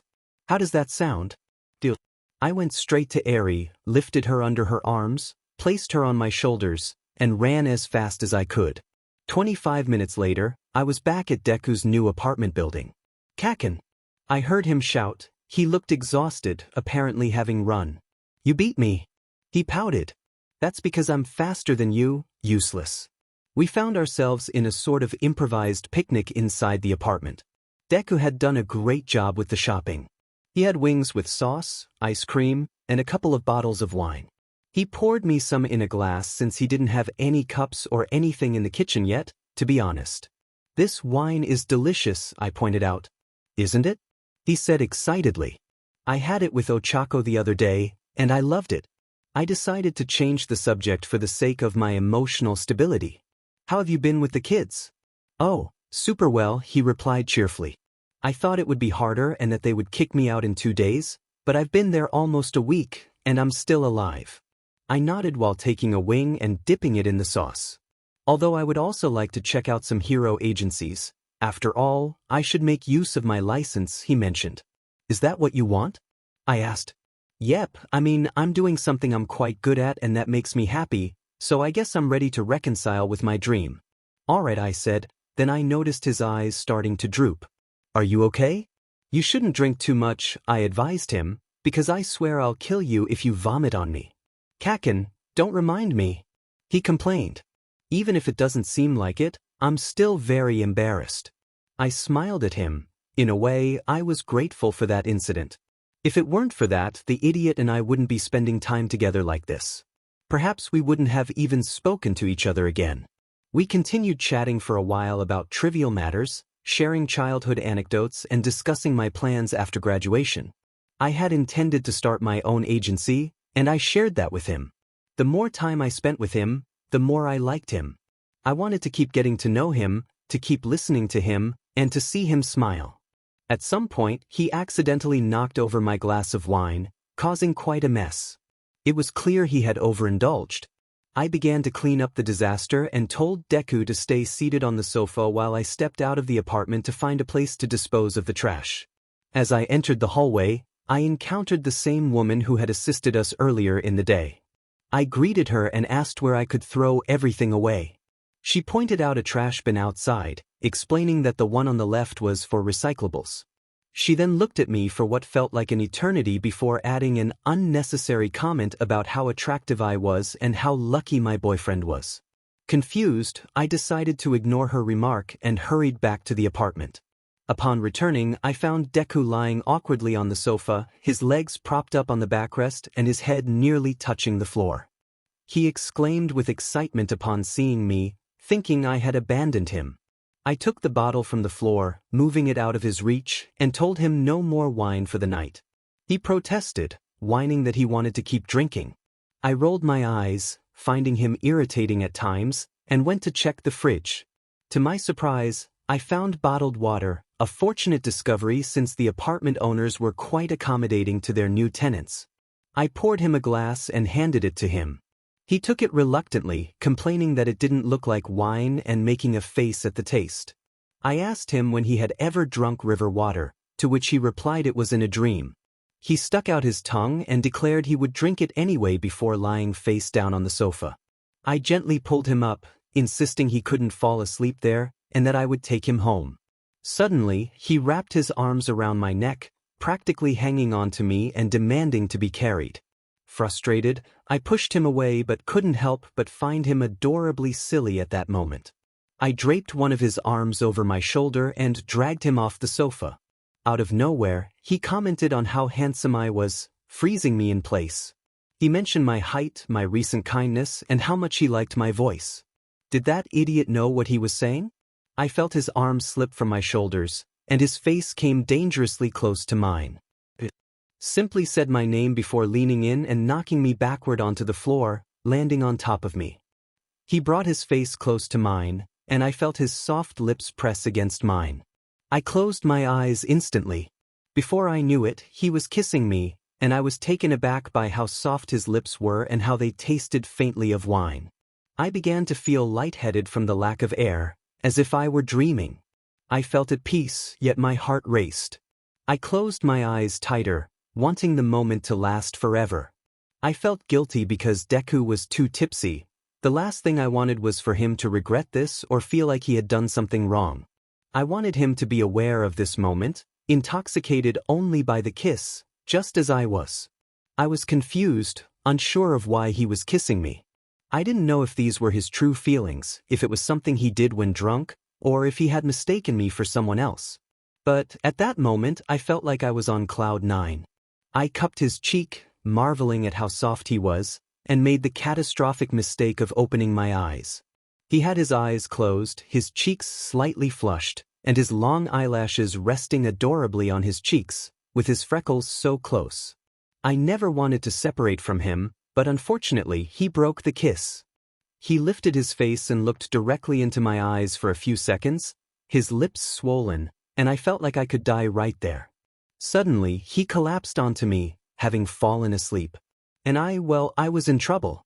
I stood up as best I could, laid him back on the sofa, and practically ran out of there. Once outside the building, I called a taxi. There was no way I could drive in that state. When I woke up, my head throbbed painfully, and I felt extremely disoriented. I looked around, searching for clues about where I might be when a memory hit me hard. I remembered being on the floor, kissing Katsuki Bakugou. I called my friend for help, trying to calm myself down. Luckily, it was Saturday, so there were no classes at UA or kindergarten. We met at a cafe near my new apartment. I still had to collect my things from my mother's house, but that was the least of my worries. I whined to my friend, burying my face in my arms and wishing for the ground to swallow me whole. My friend urged me to breathe and tell her what happened. After gathering my thoughts, I explained that 𝐃𝐞𝐤𝐮 and I had stayed up late celebrating my new apartment, and I had drunk too much. I hesitated, covering my face with my hands, before confessing that I had kissed him. The worst part was that I couldn't even remember exactly what happened. I only recalled that I had thrown myself at him, and then I woke up alone on the couch in the apartment with a terrible hangover. I dropped my forehead onto the table, feeling overwhelmed. It couldn't be, it had to be a plan to ruin me. My friend suggested that since we both had been drinking, maybe he didn't remember anything either. I shook my head, insisting that he hadn't drunk nearly as much as I had. She proposed that perhaps it didn't matter to him, and if I pretended not to remember, I could let it go. But I knew 𝐃𝐞𝐤𝐮. He would never let it slide. He would either confront me or tease me for the rest of my life. Maybe he likes you, she suggested. I dismissed the idea, knowing I shouldn't get my hopes up. You've had a crush on him for almost your whole life, she reminded me, which was something I really didn't need to hear. Maybe now that he's spent time with you, it's mutual, she added. I've never seen him with a girlfriend, and he doesn't seem interested in anyone. Maybe he's gay or something. Or maybe he's just so unpleasant that no one can stand him, I replied. You tolerate him, she pointed out, gesturing at me. Look at you, all flustered, having a crisis because you kissed him while drunk. Whatever, I sighed. 𝐃𝐞𝐤𝐮 would never be interested in me. Trust me, I'm his last option. From what you've told me, I insist it could be mutual. Mutual? Seriously? I shook my head, not believing it. It's not like that with anyone else. Given the circumstances, that has to mean something, don't you think? Sure, but I'm convinced he just wants to make up for what happened in middle school, I pointed out. He doesn't act like someone who would do that just to compensate. He apologized to you a year ago, and he saved you. That was to make amends. This is different. I don't want to get my hopes up and end up hurt like before. You were a kid back then. Yeah, but take it easy. Don't shut yourself off. Enjoy this strange friendship you have. I leaned my head back on my arms, not wanting to think about anything. But there was still one detail to consider. I had to prepare to see him on Monday. Why would you see him on Monday? My friend asked. I'm not calling him ever again, but I'll have to see him on Monday because he'll come by for Eri. Oh right. I haven't told you about that. 5 days had passed since I last saw Deku. The truth was, I still didn't have the courage to face him or my feelings, but I missed him terribly and knew I would have to confront it sooner or later. So, I took my car keys and rushed out of the dorms. However, when I reached my car, I noticed my hands were shaking. It would be better to walk and take the bus to clear my mind. Upon boarding, I realized it was too crowded. I should have driven. Ow, someone said as they bumped into me. I froze, recognizing 𝐃𝐞𝐤𝐮. Hey, I greeted him, scratching the back of my neck, feeling nervous. I hadn't expected to run into him there. How have you been? He asked. We haven't seen each other since the other day. I woke up and you were gone. Sorry for falling asleep, I don't remember anything. I panicked. Why, you don't remember anything? Nope, the only thing I remember is falling asleep. I looked him in the eyes, unable to believe this was happening. Just that. I hoped he would blush or give me some sign that he was lying, but he simply nodded. Yeah, just that. All right, I thought to myself, feeling foolish for being there, unable to shake him from my mind. Actually, I was going to look for you. Oh really? He asked. Why did you decide to take the bus? I didn't have a logical explanation, so I blurted out the first excuse that came to mind. To save gas. Sure, he replied, looking unconvinced. I averted my gaze, not wanting to meet his eyes again. You chose a bad time to get on. The bus is really crowded today, he pointed out. All the seats are taken. I noticed. You can hold onto my arm if you want. Are you sure? He asked, raising an eyebrow. Just do it. Thanks, he said, looking cheerful, with a smile and rosy cheeks. He was being his usual self, while I was a bundle of nerves. Someone bumped into him as they passed, and Deku nearly lost his balance. I instinctively pulled him closer to me, my heart racing. I wondered what Deku would think if he knew how I felt at that moment. Would he be scared? Disgusted? Confused? Did he feel the same way? But first, what exactly was I feeling? Did I really like him? I had no idea. I had never felt anything like this before. Why did you decide to come look for me? He asked as we got off the bus. I had gone to find him to talk about the kiss, but I guessed that wouldn't happen now. Homework, was my response. I would think of something else later. Katsuki, Bakugou and I spent the entire afternoon together on Thursday. We shared a pizza and talked about nothing really. When he left, I was left with a strange feeling. Something wasn't right. He had looked at me with a mix of resentment and longing, and I didn't understand it. I was just happy he didn't hate me and that we could act normally together. It was Friday afternoon when I decided to meet Ochako in her room at UA. I was both anxious and excited to tell her that everything with 𝐃𝐞𝐤𝐮 had gone well. I think he doesn't hate me, I said as soon as she opened the door. That's because he likes you, she said, and I felt myself blush. Don't say silly things, I replied. He's just being nice. I stepped into her room and lay back on her bed, while she plopped down on a beanbag on the floor. Yes, because he likes you. I thought we already talked about this, she said. Did you know he went to borrow an umbrella from Shoto the other day? He practically begged for it. What does that have to do with? I suddenly remembered. Oh. Yes, oh, she raised both eyebrows. He's been nice to you for over a month now, and he's been doing all those things he wouldn't do for anyone else. And you doubt he feels something for you? I started to feel down. All the good mood I had from the morning because 𝐃𝐞𝐤𝐮 and I were technically okay began to fade. I don't want to get hurt, I admitted. I don't want that either, but if you keep playing dumb and Bakugou gives up on you, you'll feel worse, she pointed out, and I didn't need her to tell me that, I was already aware. Do you think he would give up on me? To be honest? I nodded. No. Doubt lingered about whether he would ever give up, but it wasn't fair to him that there was a lack of clarity. My friend was right, yet I remained in an unyielding state of denial. Izuku questioned why he should be the first to be clear. His friend adjusted herself on the beanbag in a way that tilted her toward him, facing him directly. She revealed that they hadn't had any homework that day, and in fact, they hadn't had any for weeks. Everything had been focused on training. The conversation with his friend was only serving to confuse him further.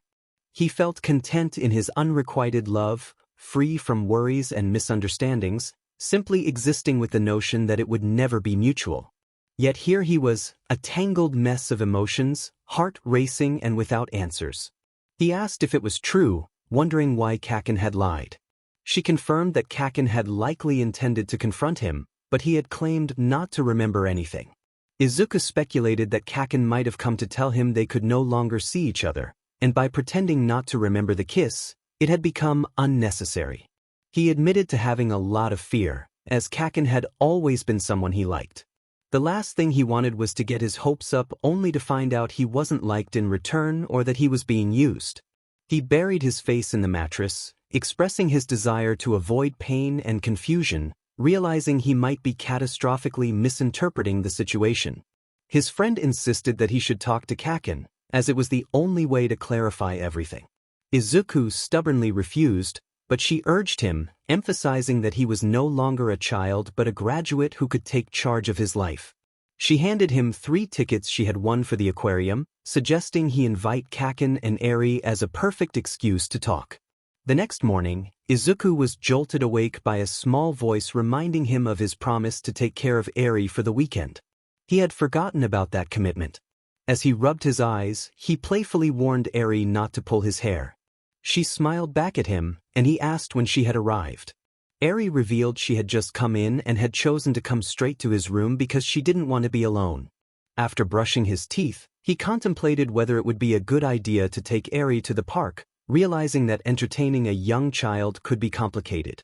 He considered inviting Deku but quickly dismissed the thought, recalling how strange it had felt to be with him the day before. He had wanted to kiss him again, but uncertainty clouded his feelings. Peeking out from the bathroom, he asked Eri if she had eaten breakfast, only to find her holding his phone. She excitedly informed him that Deku had called, asking if they wanted to go to the aquarium together. Izuku quickly took the phone, confirming their plans with enthusiasm he hadn't intended to show. Later that day, he found himself waiting at the aquarium entrance, nerves twisting inside him. When he saw 𝐃𝐞𝐤𝐮 arrive, carrying Eri, his heart skipped a beat. Eri was happily munching on cotton candy, and 𝐃𝐞𝐤𝐮 asked if they had made him wait long. Izuku managed to stammer that he hadn't. As they entered the aquarium, Eri dashed toward a giant tank filled with miniature sharks. 𝐃𝐞𝐤𝐮 stood beside Izuku, thanking him for the invitation. The closeness made Izuku even more nervous. After a short while, Eri returned, excitedly waving a brochure in her hands, eager to share her discovery with them. Upon arrival, they received a brochure and were informed that there would be a dolphin show in 10 minutes. Eri was eager to go, and 𝐃𝐞𝐤𝐮, who was not particularly talkative, took her by the wrist and led the way. They followed Eri excitedly. That day, they took many photos and explored the entire aquarium, leaving them exhausted. However, Eri was so enthusiastic about the dolphin show that she wanted to go back inside as soon as they left. She bounced from side to side, pleading to go again, making a face that usually got 𝐃𝐞𝐤𝐮 to agree to anything. Fortunately, a girl from her kindergarten ran up to them, excitedly calling out to Eri.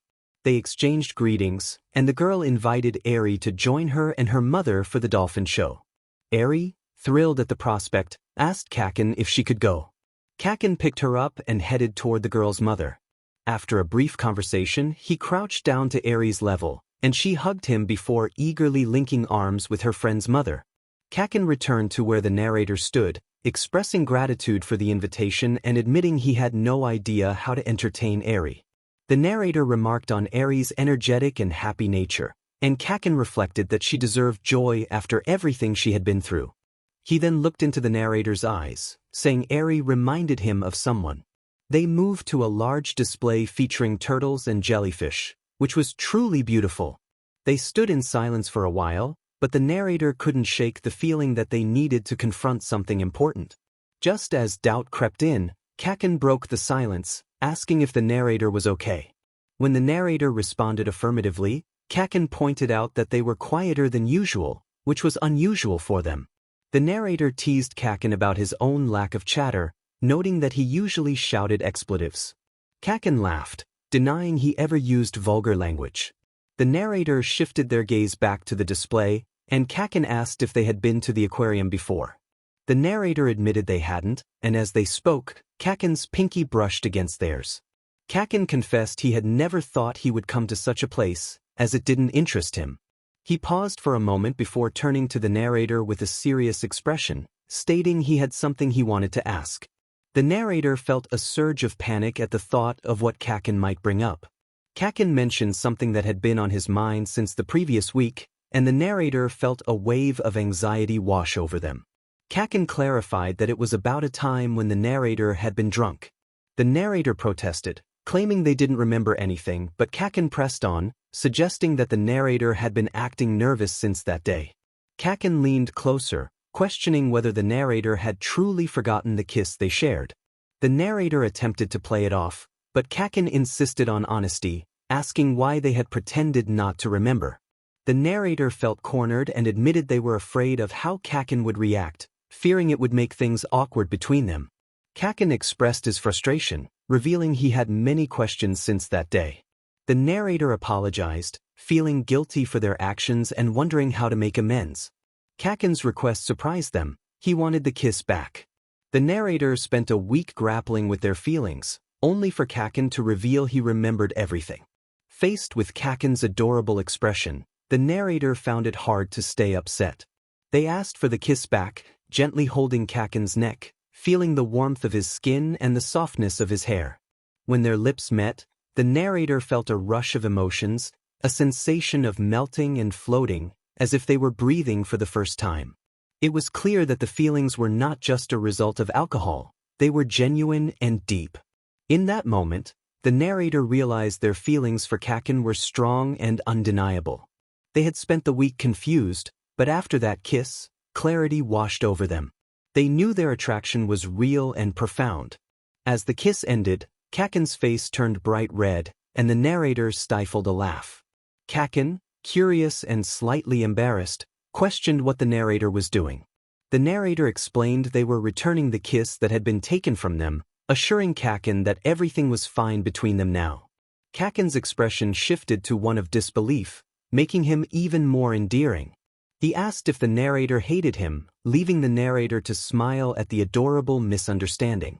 Izuku felt a mix of emotions as he walked alongside 𝐾𝐞𝐤𝐮 after their visit to the aquarium. He learned that 𝐾𝐞𝐤𝐮 had taken the bus, opting for a more eco-friendly approach lately. Throughout the walk to the bus stop, Izuku's heart raced, tangled in confusion. He wondered if he was allowed to have feelings for 𝐾𝐞𝐤𝐮.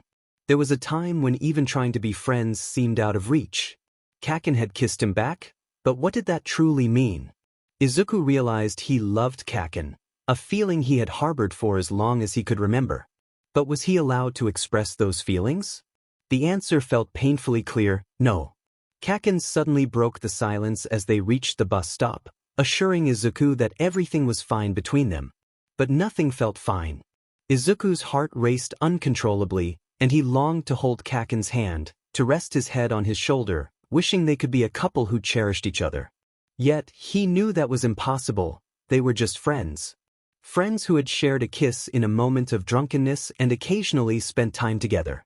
Still, Izuku couldn't shake the memory of that kiss as he boarded the bus.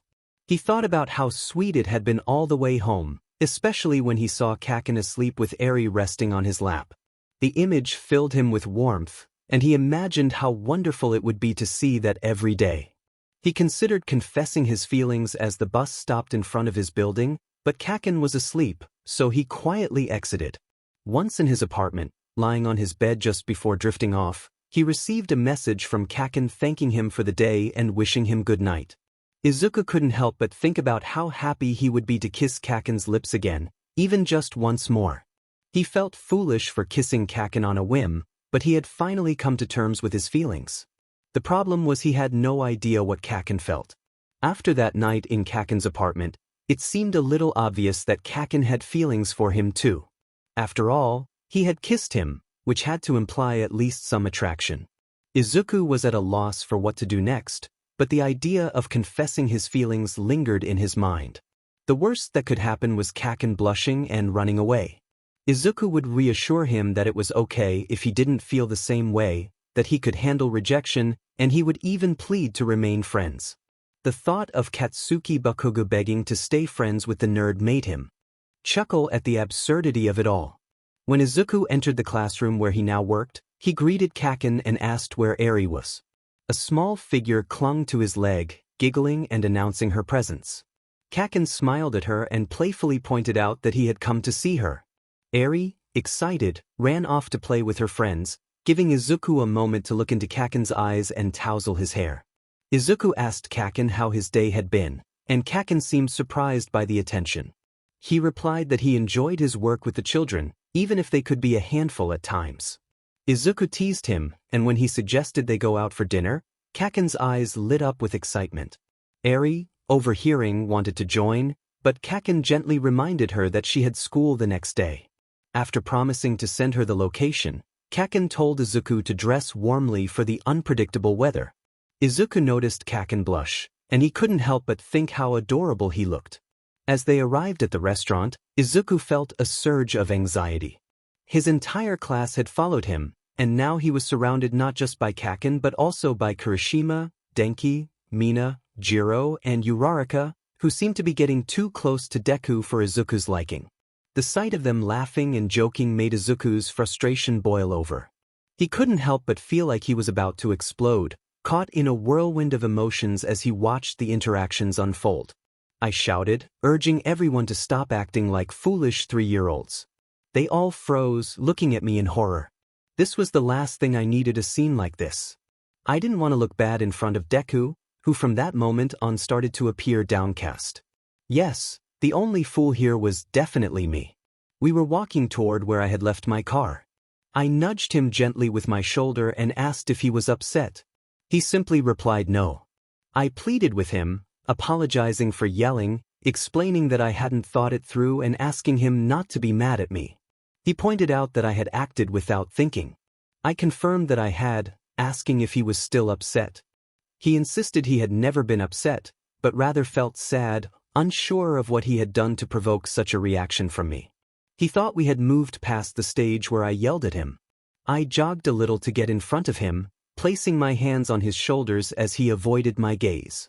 I assured him that we had moved past it, expressing my sincere regret for my reaction and promising it wouldn't happen again.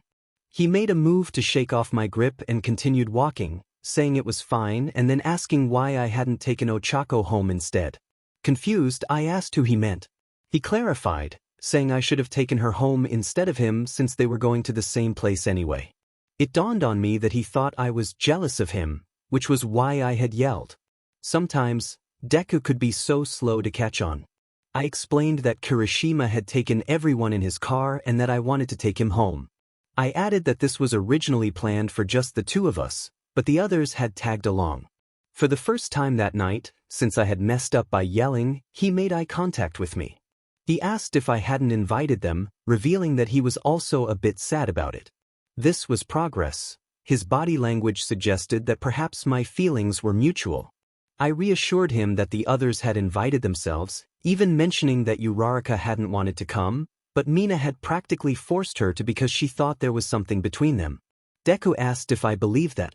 I questioned if there really was something, to which he replied that there wasn't, as Uraraka was interested in girls.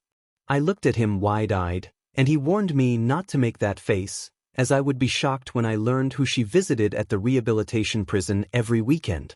The rehabilitation prison had been established after the war. It was a facility for villains willing to serve a maximum 10-year sentence with rehabilitation, aimed at reintegrating them into society to prove they wouldn't return to crime and would even help the government in any way they could. Initially, there were doubts about the program, as many could take advantage of the situation and lie. However, with the help of heroes with unique quirks, such as seeing the future, predicting behaviors, and detecting lies, the project became possible. Deku laughed, finally returning to his usual self, and I realized I didn't want to know more about it. When we arrived at my car, I opened the passenger door for him, and he hopped in, practically bouncing with excitement. His happiness made me happy too. After we reached the building, I got out to open his door. We spent the entire time chatting and laughing, and I enjoyed myself so much that I didn't want to leave him, so I walked him to the entrance. Just as I was about to turn back to my car, he asked if I wanted to come in for a while. I swear, if I hadn't been worried about scaring him, I would have danced with joy. Inside his apartment, I called out to him, asking if I could put my coat on the sofa. He eagerly agreed, then asked if I was thirsty and if I wanted something to drink, mentioning he might have a bottle of wine. I stopped him, reminding him that wine was off-limits. He blushed deeply, realizing his mistake. I told him he didn't have to offer me anything as I sat on the sofa, patting the space beside me, inviting him to join me. He looked hesitant but eventually sat down. He started to talk about how we had discussed his lack of interest in Ochako and then shifted the conversation to me, asking if there was someone special in my life. I thought about how to answer that. Of course, there was someone special, him, the fool. But I decided to respond with something more straightforward. I told him that he knew I had never been interested in anyone.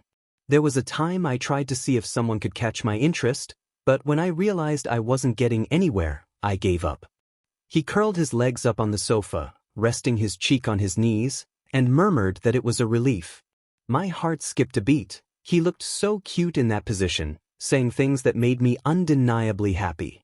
I asked him to repeat himself, and he mentioned that if I didn't have a girlfriend, I could spend more time with him. Realizing what he had just said, he widened his eyes and lifted his head, apologizing for sounding selfish. I told him not to worry, admitting that I actually preferred spending time with him over anyone. His smile brightened, and he expressed that he also preferred being with me, saying he felt happy when we were together, even if we didn't talk about anything. Watching him speak, I realized something profound: liking someone made you greedy. I found myself wishing to be the only one who could enjoy this cheerful Deku, with that radiant smile and his bright spirit.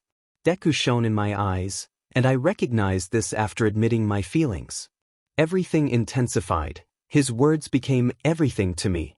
I focused on every little detail, wanting to gather as much information as possible to make him happy. And I could feel myself blushing. I rested my elbow on my knee, hiding half my face with my hand, and told him he was truly adorable, asking if he knew that. He let out a nervous laugh, but I was too flustered to respond. He proudly declared that it was his special talent. The idiot let go and said he wanted to be nice. The other person acknowledged this and expressed a desire to hug him. Nervously, he suggested it be a brotherly hug. He was acting ridiculous and saying silly things, but the other person drew him into a gentle embrace.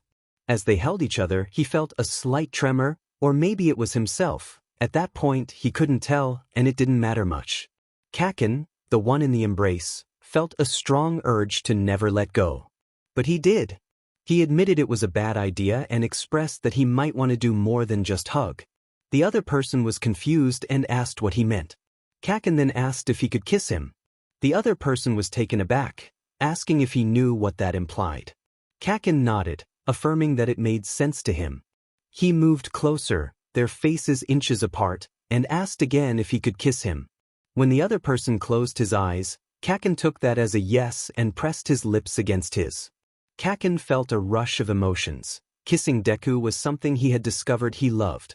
The kiss lingered, and at some point, Deku was lying back on the couch with 𝐃𝐞𝐤𝐿 over him.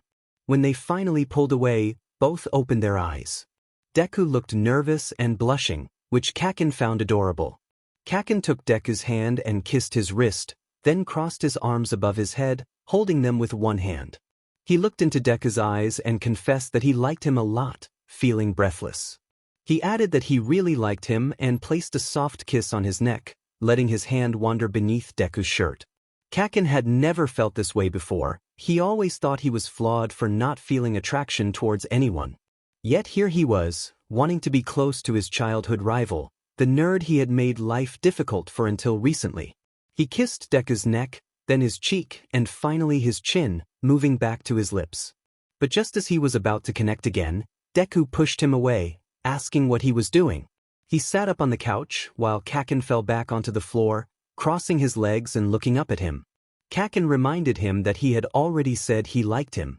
Deku insisted he was just confused. 𝐃𝐞𝐿 was certain of his feelings and told Deku not to be foolish. He was frustrated that Deku thought he was confused. Deku confessed he had been in love with 𝐃𝐞𝐿 for a long time. 𝐃𝐞𝐿's heart raced. It was mutual, and he had a chance with this infuriating boy. He leaned closer, placing his hands on Deku's knees, looking into his eyes. Deku asked why he didn't believe him, and 𝐃𝐞𝐿 insisted he was not confused. He wanted Deku to stop saying such things. Deku challenged him, questioning if he really expected him to believe he liked him. 𝐃𝐞𝐿 affirmed that he did. Deku pointed out that 𝐃𝐞𝐿 had once told him to jump out of a window. 𝐃𝐞𝐿 felt exasperated, pacing back and forth. He clarified that it had been a stupid joke, not meant seriously, and he had apologized. Deku questioned if that made everything okay. 𝐃𝐞𝐿 felt a sense of panic. Perhaps his past foolishness had ruined his chances with Deku. He insisted that he never wanted anything bad to happen to him. Deku asked what if it had affected him. 𝐃𝐞𝐿 froze, realizing that maybe it had. Deku mentioned jumping, and 𝐃𝐞𝐿 felt relief that he wasn't talking about being hurt. 𝐃𝐞𝐿 insisted he would have gone after him, never letting anything happen. He had been a foolish teenager with insecurities, and he thought they had cleared everything up 2 years ago. Deku questioned how 𝐃𝐞𝐿 could be so sure he liked him. 𝐃𝐞𝐿 was taken aback by the barrage of questions. He tried to formulate a response, but Deku's disappointed look made it hard. Deku suggested it would be better if 𝐃𝐿 left and they didn't see each other for a while. 𝐃𝐿 felt a pang of sadness. He knew Deku was sweet but had his reasons for being cautious. 𝐃𝐿 was determined, though, and he wouldn't give up on Deku, no matter how complicated things seemed. It wasn't even a possibility, but the insecure Izuku believed it was. Kirishima entered the bedroom and remarked that Izuku looked terrible. Izuku dismissed him, telling him to leave. Denki and Mina followed Kirishima in, expressing their concern for Izuku, who hadn't left his room since Sunday and had missed 2 days of school. Izuku snapped back, questioning why it mattered to them.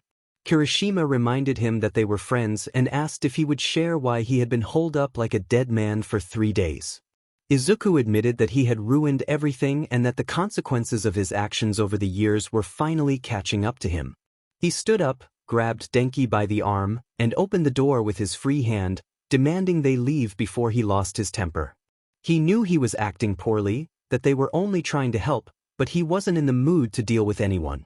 That day, Deku had literally pushed him away, running to his room and shouting that he didn't want to see him until further notice. Izuku didn't take it well. He spent 3 days curled up in bed, only leaving when absolutely necessary, and not speaking to anyone. It wasn't out of the ordinary, but everyone began to notice his miserable state, especially since he had missed classes. The feelings he experienced were anything but pleasant. He felt like tearing out his heart, stomach, and eyes. He heard 3 soft knocks on the door and shouted for them to go away. Ochako's gentle voice responded, identifying herself. After a moment of hesitation, he allowed her in, grumbling as he hugged his knees and buried his face between them. She noted that he looked like a scene from a movie, which made him scoff. She offered him tea and an energy bar, reminding him that he hadn't eaten in days. Izuku questioned why she cared about him, and she replied that it was because he was like this over her friend. He insisted that his feelings were his own. She acknowledged that there was some truth to that. He confessed that he hated feeling this way, wishing it would stop. When she asked what he meant, he sighed and closed his eyes, expressing his desire to be with Deku more than he had wanted anything in a long time. He longed to hug him and make him smile, but it was frustrating that Deku didn't believe him. Ochako asked if he had told Deku everything he felt. Izuku snapped that he had tried, but Deku had pushed him away before he could say anything. She suggested convincing Deku to come talk to him, but Izuku insisted he needed to be the one to reach out. He wanted to make an effort, but first he needed to stop feeling this way. Ochako pointed out that if it made him feel better, she hadn't spoken to Deku either, indicating that he might not be doing well himself.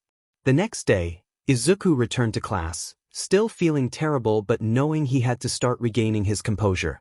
It was a visit he received on Thursday afternoon that brought him back to life, even if just a little. He was sitting on the common room sofa, lamenting his existence, when he heard a familiar voice greet him. She ran into his arms and he embraced her, lifting her onto his lap. She asked where he had been and why he hadn't come for her lately. He explained that he had some matters to resolve before returning to kindergarten, playfully tugging at one of her pigtails, which made her laugh. For some reason, his behavior never intimidated or annoyed her. It seemed to delight her instead. She mentioned that Izuku had also been very sad, leaving him at a loss for words. Meanwhile, Izuku couldn't stop thinking about the rough touch of 𝐃𝐞𝐤𝐮's fingers on his abdomen in the days that followed. He began to question whether he had made the right choice. Everything pointed to the fact that he had made a colossal mistake. He had rejected 𝐃𝐞𝐤𝐮 in a horrible way and was now afraid to approach him to try to fix things. After all, it was 𝐃𝐞𝐤𝐮. He might be very angry or might not want to see him again. He didn't even know what to say. "I'm sorry for how I took everything. Let's try again?" No, that sounded terrible. Just as he was about to call Ochako for advice, he heard soft knocks at the door. He got up from his mattress to open it, still needing to buy some things for his apartment, mainly a bed. He called out that he was coming, thinking of his mother who had been visiting him lately, sensing his devastation over the phone and rushing to be with him. He appreciated her company, even if he wasn't in the mood to see anyone.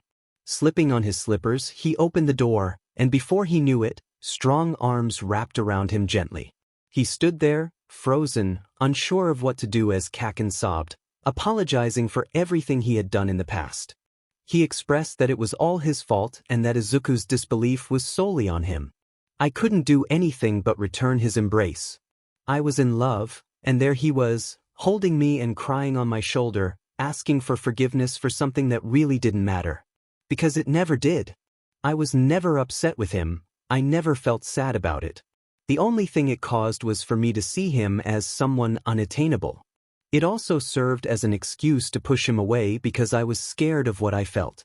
I never thought it was possible for my feelings to be reciprocated. To me, there was no chance at all.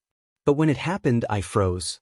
He could have easily dismissed me for rejecting him, but he didn't. He was trying. I broke the embrace and took his face in my hands. His eyes were red, his hair tousled, and he had dark circles under his eyes, his brow furrowed in confusion. I smiled at him affectionately and gently wiped his tears with the back of my hand, a gesture that made him close his eyes. But I asked what had happened to him, and I noticed how his expression relaxed considerably. He told me not to ask silly questions and buried his face back into my shoulder. When I wrapped my arms around his neck, he bent down slightly and slid his hands behind my knees, lifting me effortlessly. I wrapped my legs around his waist as he walked toward my room. He gently laid me back on the mattress and settled beside me, draping his arm around my waist and resting his head on my abdomen. He softly asked if I believed him now. I stared at the ceiling, and he had his eyes closed, breathing slowly. I replied that I did, and I could feel him smile, as his cheeks pressed against my stomach, sending a pleasant shiver through me. He expressed disappointment, saying he had a speech prepared. I asked what he meant, and he moved a bit to see me better. He then confessed his love for me, and for a brief moment, my breath caught in my throat. I wondered if that was all he had to say. He explained that he was sure what he felt for me was love, even though he had no idea how it was supposed to feel since he had never felt anything like it for anyone before. But he knew that's how it felt, and if it wasn't, he didn't care because that was how he wanted it to be. He mentioned that I had said the word feel too many times and sat cross-legged on my bed, taking my hands in his. He asked if I had any idea how much peace I brought him. His scarlet eyes looked at me with an intensity one never thought possible. No one had ever looked at me that way before, and I doubted it was even possible. He continued, saying that the way my presence made his heart race was anything but normal. He wanted to be with me all the time and see my smile. He wanted to be the reason behind that smile whenever he could. He assured me that the last thing he wanted was to hurt me. While he couldn't promise he wouldn't, he could promise that his intentions would always be to see me smile. He reminded me of the essay we had discussed, where he had no idea what it meant to be a hero. Now, he said, he had no doubt about what being a hero meant to him. It was seeing me smile. He understood my silly notion that being a hero meant smiling while defeating the bad guys. Now he got it. He wanted to see me smile always. He leaned closer, resting his hand on my cheek, and I closed my eyes at the contact. He asked to make me smile. I opened my eyes and pulled away from him, feeling a rush of panic as he slipped from my